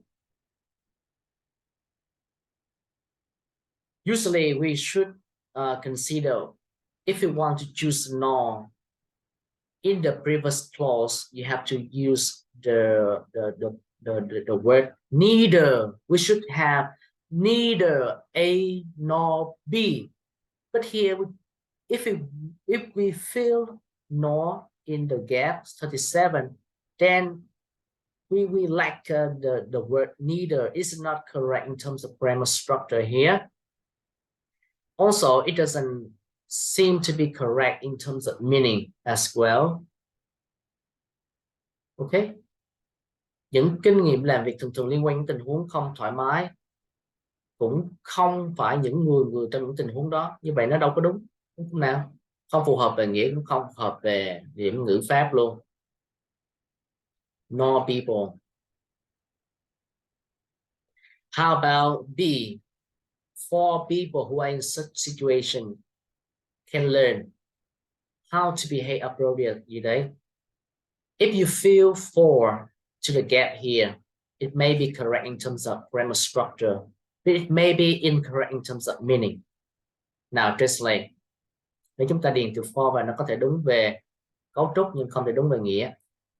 Kinh nghiệm làm việc thường liên quan đến những tình huống không thoải mái. Nếu điền từ for và sẽ ra là vì những trong tình huống như thế có thể học cách như thế nào cư xử hợp lý trước khách hàng, thì nó không hợp về nghĩa rồi, vì chúng ta không chọn for.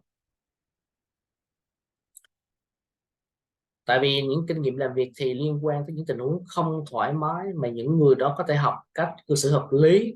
Vì thì không có đúng nào. Như vậy C, but it is correct because the word could show the opposite meaning, something opposing here between the first, the previous clause and the second clause. So that should be the correct answer.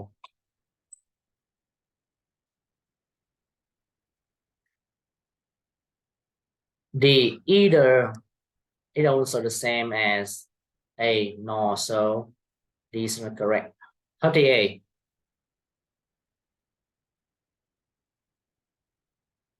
Appearance is also important, and they need to dress suitably whether they are going for a job as an engineer or an IT specialist. Là cái diện mạo thì cũng quan trọng và họ cần phải ăn mặc thích hợp. Liệu rằng là họ tức là họ đang tìm kiếm cho một công việc như là một cái người kỹ sư hay là một chuyên gia về máy tính, or a job which is perhaps less technical, hay là một công việc nào mà có thể là ít có tính năng kỹ thuật, but equally, nhưng mà tức là công bằng, ngang bằng. Công bằng vì thế nào? Giờ A, confusing. Bằng nhau, equally là đồng đều, tức là mang tính công bằng. A, confusing. Confusing means nhầm lẫn, chứ nào mình mụ mị rối bời gì đấy, đúng không nào? Thì A is confusing, doesn't seem to be the proper answer to fill in this gap, so A we don't choose. B, commanding, yêu cầu, ra lệnh, but equally commanding, một công việc mà ít technical, a job that is less technical, một công việc mà nó ít có kỹ thuật nhưng mà nó công bằng về yêu cầu, thì cũng không có đúng về nghĩa, đúng không nào? Commanding có nghĩa là ra lệnh, it means ra lệnh. Một công việc nó công bằng về việc ra lệnh thì nó lại không hợp nghĩa, chúng ta hiếm có gặp. It is not really popular in English, so we don't choose B. C, demanding, a job is perhaps less technical but equally demanding. Have you ever heard the word demanding job, right? Yes, proper. Một cái job mà nó demanding thì là một cái job yêu cầu cao, thì cái từ này nó popular thì nó có trong tiếng Anh. Như vậy câu này C có thể là đúng. So C should be the correct answer. How about the understanding? Một công việc mà có thể ít kỹ thuật nhưng mà công bằng, hiểu biết, thì nó lại, so it doesn't sound to be the correct answer in terms of meaning. Among four answers, we just consider C to be the most correct answer in terms of both meaning and grammar structure. So C should be the correct answer. Okay.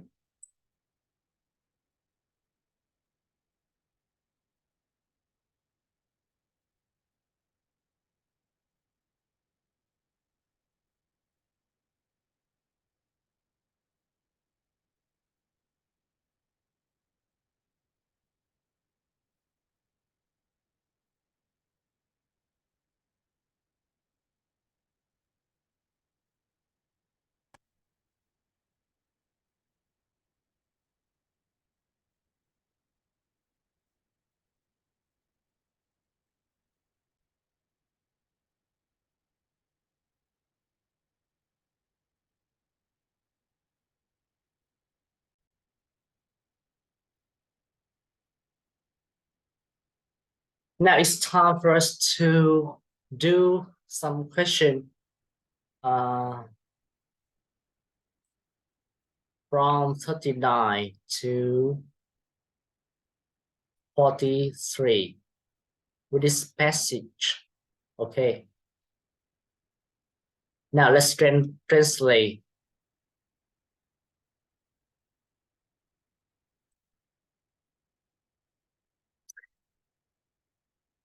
Sự giao tiếp mà tập trung vào, tức là phụ thuộc vào những thiết bị, thì đã trở nên rất là phổ biến, hầu như phổ biến trong hơn 20 năm qua. Nhiều hơn 3/4 những người mà trên thế giới này thì bây giờ đã có một cái thiết bị di động, và nhiều hơn một nửa trong số họ thì giao tiếp thông qua mạng xã hội. Bây giờ thì nó khá là khó để mà tưởng tượng một thế giới mà không có những thiết bị di động, bao gồm những thứ như là điện thoại di động hay là laptop hay là máy tính bảng. Chúng, từ đây ở đây có nghĩa là chúng, lúc nào they means laptop, tablets or mobile phone or mobile devices. Okay, so they means mobile devices. They, chúng cho phép chúng ta kết nối với một lượng lớn những người bạn, dù cho họ ở đâu. Nhưng những chuyên gia nói rằng việc giao tiếp với một thiết bị thì không có gì giống như là việc nói chuyện với một người trực tiếp. Ngôn ngữ cơ thể, cái liên lạc bằng ánh mắt này, và cái tone, tức là cái độ cao của cái giọng, có thể nói cho chúng ta rất là nhiều thứ. Nhà tâm lý học Mary Peter nói Và nói như vậy đó, và không trong những thứ này có mặt trên một cái thiết bị, thậm chí cái video chat bằng qua cái video thì cũng lấy đi nhiều cái dấu hiệu hay là cái manh mối mà nó mang tính là chắc là kỳ diệu. Tức là chat trên cái phần video á, chúng ta cũng không thể nào thấy được những cái cử chỉ của khuôn mặt của người khác. Chúng ta không biết tới mức độ nào những kỹ thuật này sẽ vĩnh viễn thay đổi cái cách mà con người ta tương tác. Con người ta sẽ luôn luôn muốn như thế nào gặp gỡ với những người khác, trong một nhóm nhỏ hay là nhóm lớn nào đấy, trong những nhóm nhỏ nhóm lớn. Thật ra thì cũng khá là công bằng để mà nói rằng mạng xã hội tạo điều kiện dễ hơn bao giờ hết cho người ta để mà ta tổ chức những sự kiện xã hội. Tuy nhiên vẫn có một cái sự nguy hiểm, đó là việc giao tiếp phụ thuộc vào những thiết bị có thể có những cái tác động tiêu cực lâu dài đối với cái cách con người ta tương tác với lẫn nhau ở cái gọi là cái thường ngày, tương tác lẫn nhau thường ngày. Ok,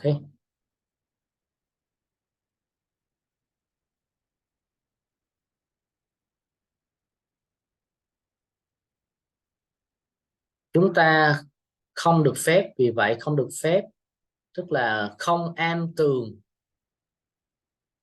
tức là không am tường cái yêu cầu, cái nhu cầu để mà tập trung vào, tức là chúng ta nói chuyện trực tiếp với những người thật sự xung quanh chúng ta, và nhớ rằng họ xứng đáng với cái sự chú ý thật sự của chúng ta chứ không phải là trên internet.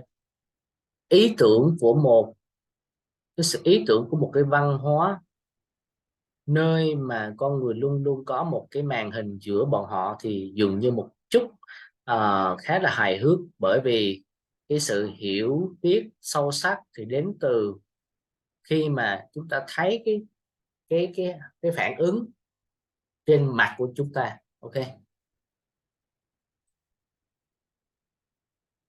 câu 39, the passage is mainly about A, the development of device-centered communication. Right or wrong? A, sự phát triển của giao tiếp phụ thuộc vào cái thiết bị.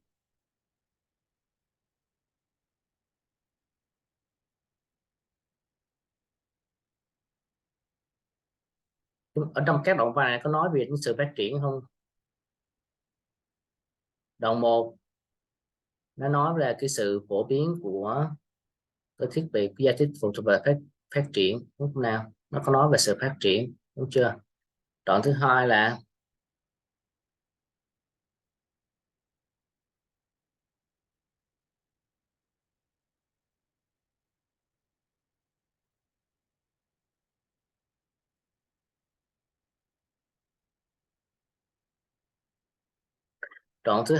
nó nói về cái tầm quan trọng hay là những tác động của cái thiết bị này đối với cuộc sống của con người, đúng không nào?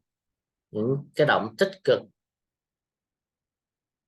và cũng như những tác động tiêu cực, đúng không? Đoạn thứ ba nó cũng tiếp tục nói những tác động của điều này. Đoạn thứ tư là tức là chúng ta phải đưa ra cái tầm nhìn hay là ta phải làm cái gì đó, đúng không?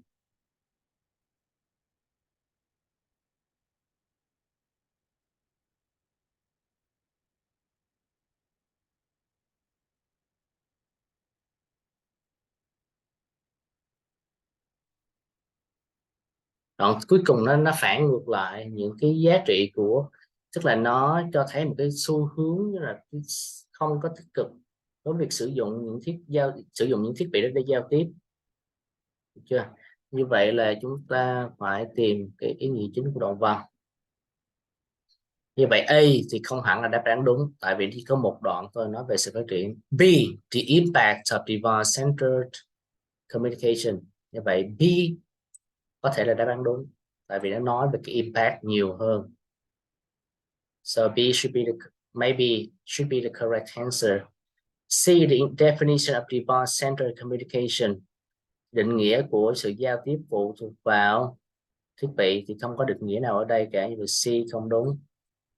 D, the misunderstanding of device-centered communication, hiểu nhầm, cũng không có hiểu nhầm, D không đúng. Như vậy A and B, so which one is more correct? So B, so we choose B.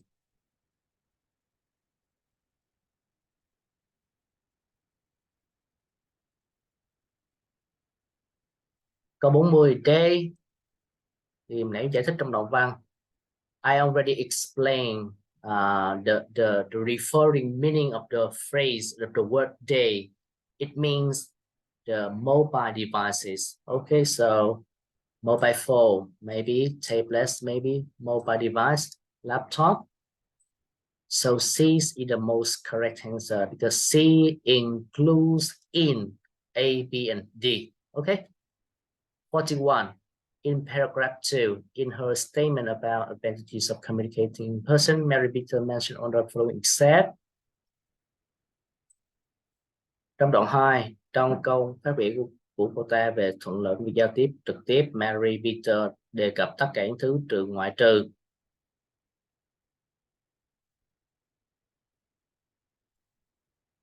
Trong đoạn 2. Yeah.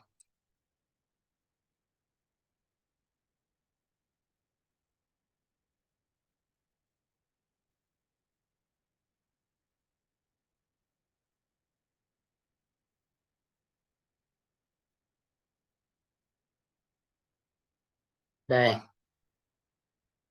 Communicate with a device not similar to someone in person. Tức là việc giao tiếp với một thiết bị thì không có giống như việc nói chuyện trực tiếp với một người.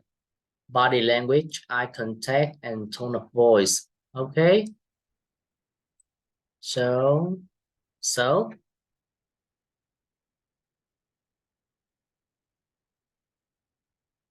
handshake should be the correct answer. We don't have handshake here in the paragraph. 42. The word meet up in paragraph 3 is close in meaning to meet up. So meet up, it means gặp gỡ. So come down. No, it's not correct. Get together. Maybe. Get away. Get away, what does it mean? Get away là đi nghỉ ngơi, đi xe để nghỉ ngơi. Đi du lịch, đi nghỉ ngơi. Come away. No, it is not correct. Get away is not correct. So meet up. Get together.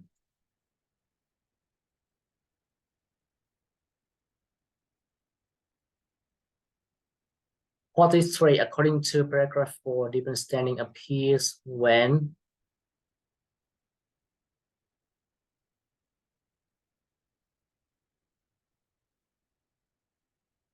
theo như đoạn văn số 4, hiểu biết sâu sắc hiểu biết sâu sắc thì xuất hiện khi nào? Mình phải lặp lại nào. Let's flip over the paragraph 4.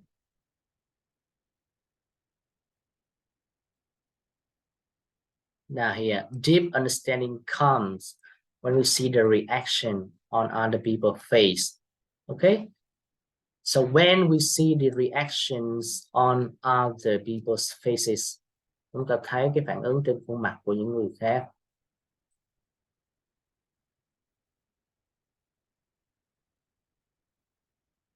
So we see the reaction on the faces of other people. So D should be the correct answer. Yes. Yes.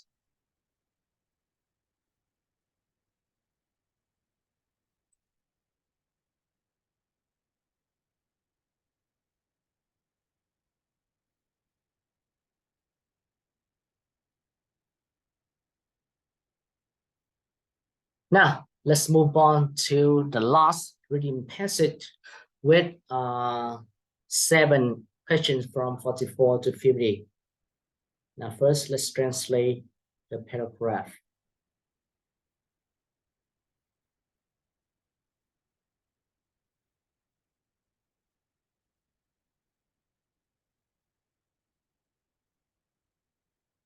Một bài khảo sát gần đây về cái việc là các bạn thanh thiếu niên ở khu vực Đông Nam Á thì dành thời gian rảnh của họ như thế nào, đã nảy ra, tức là ờ,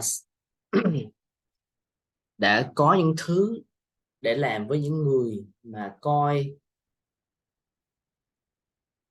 cái điều đó như là một cái kết quả đáng ngạc nhiên. Được chưa? Tức là một bài khảo sát gần đây về việc là những bạn thanh thiếu niên ở khu vực Đông Nam Á, những cái đất nước một đất nước Đông Nam Á dành thời gian rảnh của họ như thế nào, thì đã là thế nào tìm thấy những cái thứ mà một vài người coi là một kết quả đáng ngạc nhiên. Nhiều trong số những cái bạn thanh thiếu niên đó được đặt khảo sát thì báo cáo rằng họ thích ở nhà hơn và làm những thứ ở trong nhà hơn là đi ra ngoài và trải nghiệm qua được cái cuộc, hơn là đi ra ngoài và trải nghiệm những cuộc phiêu lưu trong cuộc sống thực tế. Một trong số 4 các bạn thanh thiếu niên đó mà được khảo sát thì tin rằng những cái kinh nghiệm trực tuyến thì cũng khá là có tính chất là hoàn thành, tính chất là đáng nhớ, tức là thỏa mãn như là cuộc sống hiện thực vậy. Và nhiều hơn nữa, bọn họ thì thực sự e ngại về việc tiếp cận hay là thử thách những cái kinh nghiệm sống mới. Khi được hỏi về những kinh nghiệm đáng nhớ nhất của họ trong khoảng thời gian 10 năm, 10 tháng gần đây, thì gần như 30% của những bạn trai, những cậu thanh niên trai thì nói rằng là việc chơi một cái trò chơi video game là rất là như vậy. Và trong khi 10% của những cái bạn thanh thiếu niên khác thì nói rằng đó là cái việc là xem TV. Khi mà hỏi nhiều hơn về những thông tin chi tiết thì những nhà nghiên cứu nhận thấy rằng 20% những bạn trai và 22% những bạn gái đã nói rằng họ chưa từng có một cái cuộc tức là một cái trải nghiệm hay là một cuộc phiêu lưu về cuộc sống hiện thực cả. Chúng ta sang đoạn 2. Now we move to the second paragraph. Nó sẽ dễ dàng hơn để mà đổ lỗi cho những cái sự tiến triển, những cái sự phát triển về kỹ thuật cho những cái nghiên cứu này, những cái tìm ra những cái sự tìm thấy như thế này. Sau tất cả, tức là quan trọng nhất, tức là những bạn thanh thiếu niên ngày nay có nhiều hoạt động trong nhà để mà chọn hơn là cha mẹ của họ đã có. Khoảng một nửa, tức là khoảng nửa thế kỷ trước thì trẻ em thì được mong đợi, tức là được cha mẹ họ mong đợi thì dành nhiều thời gian rảnh của họ hơn bên ngoài. Nhưng những nhà nghiên cứu thì không đổ lỗi hoàn toàn cho cái kỹ thuật, tức là sự phát triển kỹ thuật. Đối với những thành viên của những thế hệ già hơn, những cái sự tìm ra như thế này thì đang làm cho họ lo lắng, bởi vì nó có nghĩa rằng những bạn trẻ cứ tiếp tục phụ thuộc vào thực tế ảo, và như thế là hậu quả là đang nhỡ mất những cái hoạt động bên ngoài thực tế như là leo núi này, chèo thuyền kayaking này, vân vân, nào mà luôn luôn được cân nhắc như là hoạt động mà rất là thỏa thích và giúp chúng ta xây dựng cái tính cách, cái tính cách của con người. Những cái người lớn mà được khảo sát đã nói rằng họ nghĩ rằng giới trẻ ngày nay thì được bảo vệ nhiều hơn là những cái người lớn đó đã từng, khi mà những người lớn đó lớn lên. Khi mà được cho cái ví dụ của việc bảo vệ này thì nhiều hơn một nửa trong số những cái người lớn được khảo sát nói rằng họ sẽ không để những đứa trẻ thanh thiếu niên của họ đi qua giang, hay là đi một ngày nghỉ mà không có một người lớn ở bên. 7 trong số 10 người nói rằng họ sẽ thậm chí không cho phép những bạn thanh thiếu niên đi lên một chiếc taxi à, một mình. Và tức là lên taxi một mình mà không có sự giám sát của cha mẹ. Rồi à, nó không rõ ràng liệu rằng là những người lớn tin rằng thế giới thì là nguy hiểm hơn nó đã từng, hay là liệu rằng họ không tin tưởng những bạn trẻ ngày nay ở cái việc là họ có thể chăm sóc bản thân họ hay không. Ok, now let's look at question 44. Which of the following can be the main idea of the passage? Okay, so can you infer the meaning of the passage? A. Sorrow's research on teenagers online games and outdoor activities. Tức là bài nghiên cứu xuyên suốt về trò chơi trực tuyến của giới trẻ và những hoạt động bên ngoài. Thì có đúng không các bạn?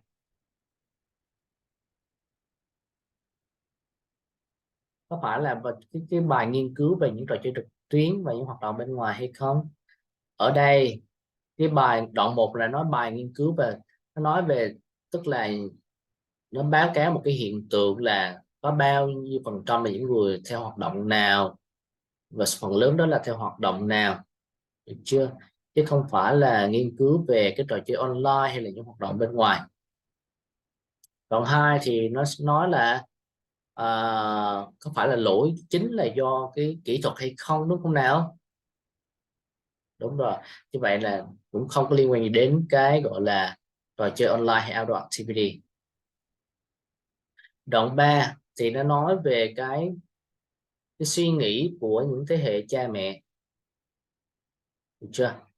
Như vậy thì nó không có liên quan đến đáp án A. So A is not correct answer because the meaning of answer A doesn't sound like being related to the meaning, the main meaning of every paragraph in the written passage.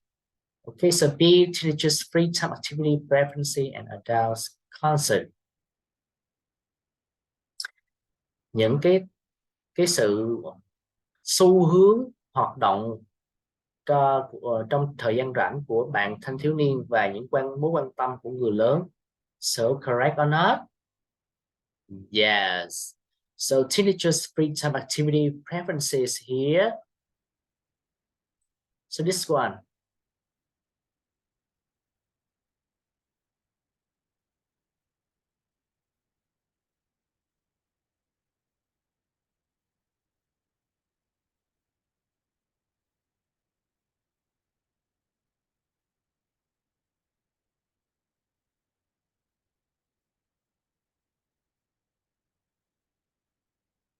So teenagers' free time activity preference here is the main idea of this paragraph. Okay.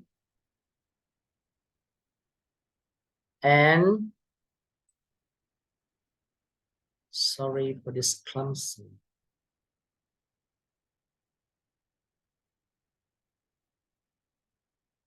And adult concern is the main idea of this paragraph. So B should be correct answer. Okay, now let's see C and D. Viewpoints on teenagers' free time, adventure, and online games. Quan điểm về những cái cuộc phiêu lưu trong thời gian rảnh của teenager và những trò chơi điện tử. Thứ nhất, first viewpoints here. We couldn't see any viewpoints in this whole paragraph.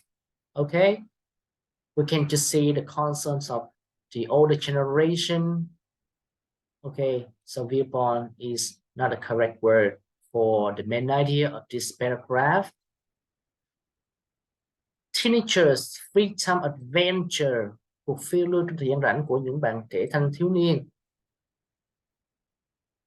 No, this is not a correct phrase for the meaning for the whole main idea of the paragraph. It should be the preference here. Okay, it should be the free time activity preference. It couldn't be adventure, so an online game still not related to the main idea of the paragraph. So C is not correct. How about D? Fears and tension encountered by teenagers and adults concerns. Cái sự sợ hãi và cái căng thẳng va chạm, tức là được đối mặt phải bởi thanh thiếu niên và mối quan tâm của người lớn.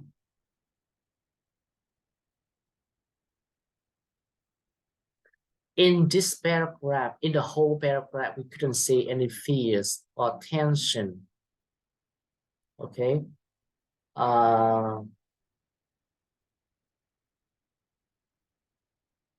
We can just see here some worrying,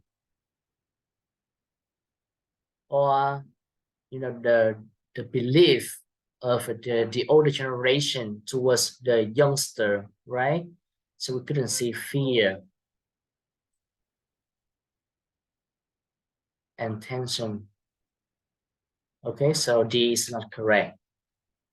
Trong cái đoạn này mình không có thấy một cái đoạn nào nó thảo luận về fear là sự sợ hãi, hay là tension là cái căng thẳng nào mà được vấp phải bởi thanh thiếu niên và mối quan tâm của người lớn cả.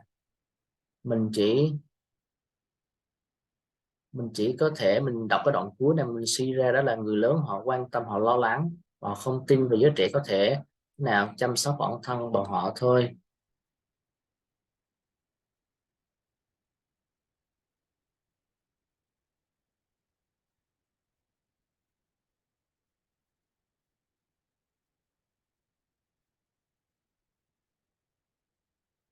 Thì rõ ràng, so apparently in this paragraph we couldn't find there any fears or tension encountered by teachers about consent, so P should be the correct answer. Okay.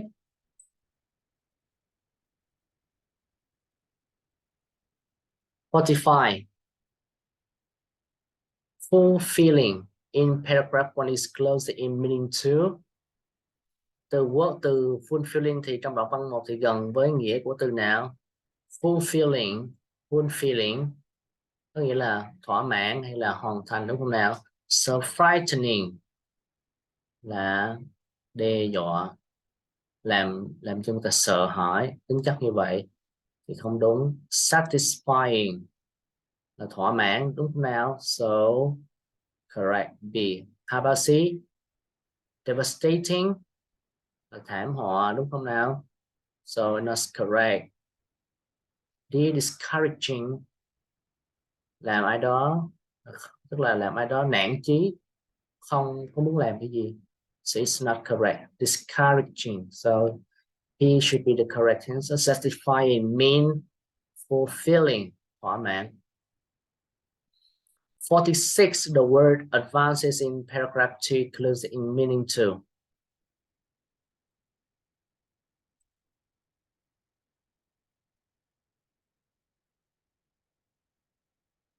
Cái từ advance này trong đoạn 2 thì đồng nghĩa với từ nào? Đây. Technological advances, tức là những cái sự phát triển về khoa học kỹ thuật, đúng không nào? Advance có nghĩa là sự phát triển, sự tân tiến, sự tiên tiến. Như vậy movement, so movements, hành động, đó là động thái, so it's not correct. Advantages, thuận lợi hay là lợi ích, no, it is not correct. How about C? Barriers, rào chắn, rào cản, no, it's not correct. So D, developments, sự phát triển, so correct. 47. The word day in paragraph 3 refers to. Day. Now, day here. The surveyed adults said they. So, they is the subject of the clause after the word said. Who said? Survey adults said. Survey adult said what? Survey adult said they thought. So they is the word that is referring to the surveyed adults. Okay, so survey adult is they, and they is surveyed adults. Okay, so base survey adult here. Origination, no, this is not related. Young people,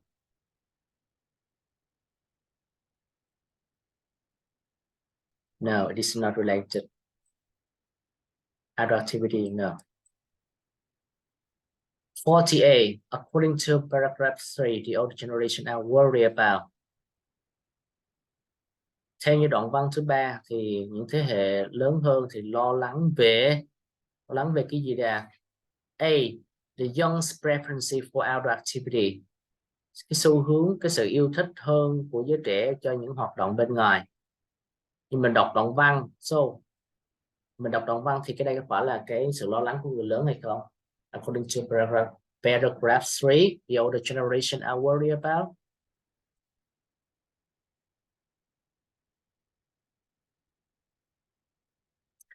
Two members of the older generation, đối với những cái thành viên của những thế hệ đi trước, this finding, cái kết quả tìm kiếm này, they are worrying, thì nó có mang tính chất lo lắng, làm cho họ lo lắng, đúng không nào?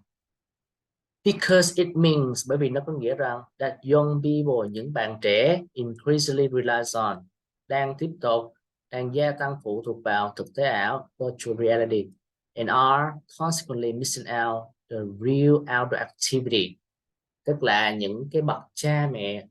So it means that those older generation are worrying about young people who are increasingly relies on virtual reality, as a result missing out on the real outdoor activities. Okay, tức là những bậc cha mẹ đã lo lắng về việc những người bạn trẻ tiếp tục phụ thuộc vào thực tế ảo và mất đi cái cơ hội để mà tham gia những hoạt động bên ngoài, đúng không?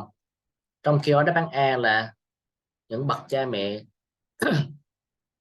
lo lắng về cái sự yêu thích hơn của giới trẻ đối với những hoạt động, lo lắng về cái sự yêu thích hơn của giới trẻ về những cái hoạt động bên ngoài, thì lại không đúng. It is opposite to the meaning that is stated inside the paragraph. So A shouldn't be the correct answer because this is wrong. The meaning is opposite to what has been stated inside the paragraph. So A is not correct. So B, the young's reliance on virtual reality, sự phụ thuộc của những bạn trẻ vào thực tế ảo, đúng không nào? So B may be the correct answer because it stays the same as what is stated inside the paragraph number 3. How about C? The young's ignorance about virtual reality, sự ngu dốt của giới trẻ về thực tế ảo. No. There is no, there is no any sentences. We couldn't find any sentences in the whole paragraph to talk about the young's ignorance about virtual reality. So C is not mentioned. As a result, it's not correct answer. It is just an option here to distract your attention. So you have to be careful when you read the whole sentence, especially when the time is going to be over. It may distract your attention. It could lead you to choose the wrong answer. So you have to be careful and manage your time carefully. This is the right strategy to help you do the task correctly on time. Okay, so C should be the correct answer. So we have to cross it out. D, the young's lack of indoor activity. Cái sự thiếu hụt về những hoạt động trong nhà của giới trẻ. Older generation are worried about, những cái tức là thế hệ già hơn thì lo lắng về cái sự thiếu hụt về những hoạt động trong nhà của bạn trẻ. Is it right? No, it is not right. We couldn't find out any ideas or supporting idea and any sentence inside the whole paragraph to support this idea. D here. So D hasn't been mentioned inside the paragraph, so we don't choose D. So there is just B left to be the correct answer. So we just choose B. 49. Which of the following is not true according to the passage? Những câu nào không đúng theo như đoạn văn? A. 1/4 of the survey teenagers believed online experience in their free time were as pleasing as real life. Một phần tư của những bạn thanh thiếu niên được khảo sát thì tin rằng kinh nghiệm online trong thời gian rảnh của họ thì cũng thỏa mãn, cũng vui thích như là cuộc sống hiện thực. Here, 24 teenagers survey believe that online experience were as fun as real life. Okay, so A is true, but here we are finding something not true, so we don't choose A. How about B? The older generation surveyed thought that today's teenagers were more protected than they had been. Những thế hệ đi trước thì được khảo sát thì nghĩ rằng thanh thiếu niên ngày nay thì được bảo vệ hơn là họ được bảo vệ. Where in the passage could you find out this idea? Here. They thought today's youth were more protected than they had been when they were growing up. So it is true, but we are finding something not true. So B shouldn't be chosen. C, the majority of teenagers surveyed enjoy real out activity in their leisure time. Phần đông những bạn thanh thiếu niên được khảo sát thì thích những hoạt động bên ngoài trong thời gian rảnh của họ. Cái này đúng trong đoạn văn không ạ? Is it right according to the main ideas and some, details in the paragraph? No, it is not correct. It is not true. So we are finding something not true. So C is correct. D, researchers do not put on the blame on technology for causing teenagers lack of real life experiences, right? Những nhà nghiên cứu thì không có đổ lỗi tất cả lên cái kỹ thuật cho việc gây ra những cái sự thiếu hụt về kinh nghiệm sống của thanh thiếu niên. Thì câu này trong đoạn văn, where in the passage can you find out the sentence that support this idea?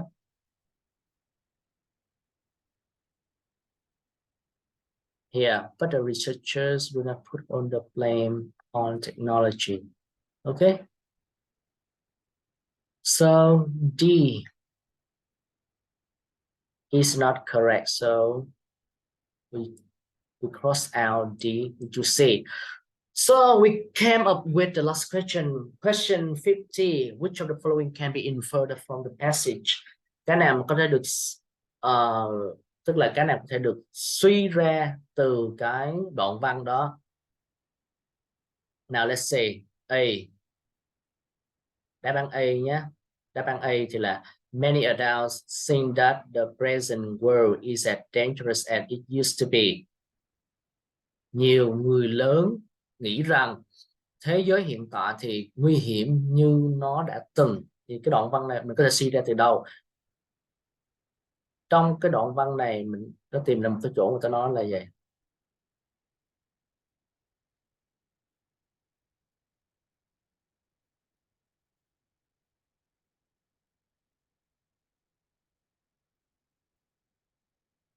Đây.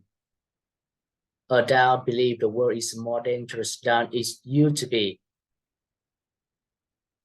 Tức là người lớn tin rằng thế giới thì đang nguy hiểm hơn nó đã từng. Chứ không phải là nguy hiểm bằng. Như vậy cái này là không thể suy ra được. Tại mình sai thông tin. Yeah. So A is wrong. B. Many adults are doubtful about their children's ability to take care of themselves.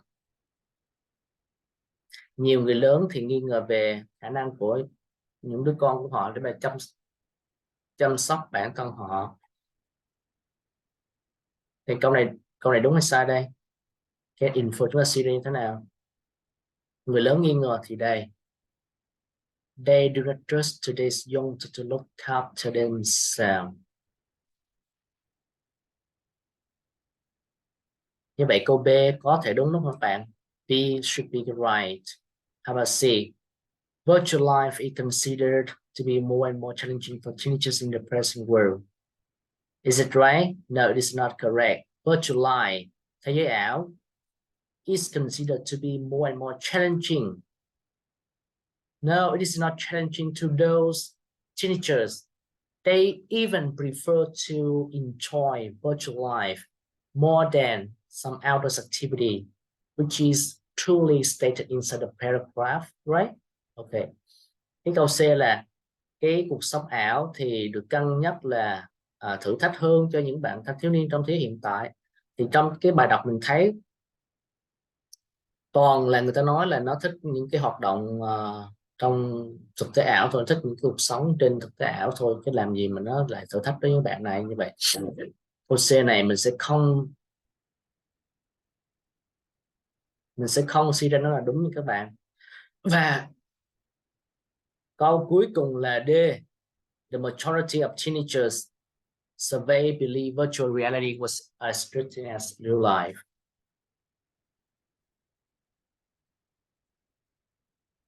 Phần đông của những bạn thanh thiếu niên được khảo sát tin rằng thực tế ảo thì cũng hấp dẫn như cuộc sống thực.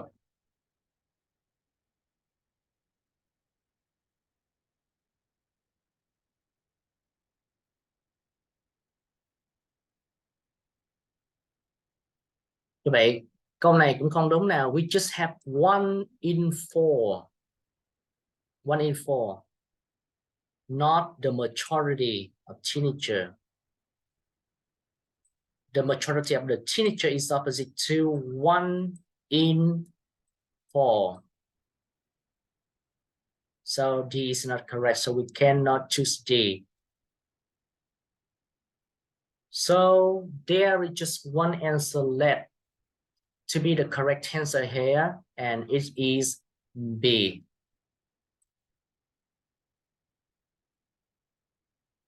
Okay. So how many sentences did you do correctly in that English test? Okay, I'm sure % that you may understand our explanation from the beginning of this lesson to now, to some extent, or even to the core. Hope that you can enjoy my lesson well. And maybe during the lesson, I did make some mistake in pronunciation or some things such as grammar structure or how to lay out the meaning. Or there is some points where I already made a mistake in explaining the meaning of the words or providing the explanation of that answer to you. So please forgive me for those things, and I hope that you can enjoy this lesson well. The next day, I'm going to perform my function with another test, so hope that you will subscribe to my channel and expect the good thing to come to you. And okay, so have a good night. Goodbye for now, and I hope that you can really learn English well on your English learning journey. Goodbye for now.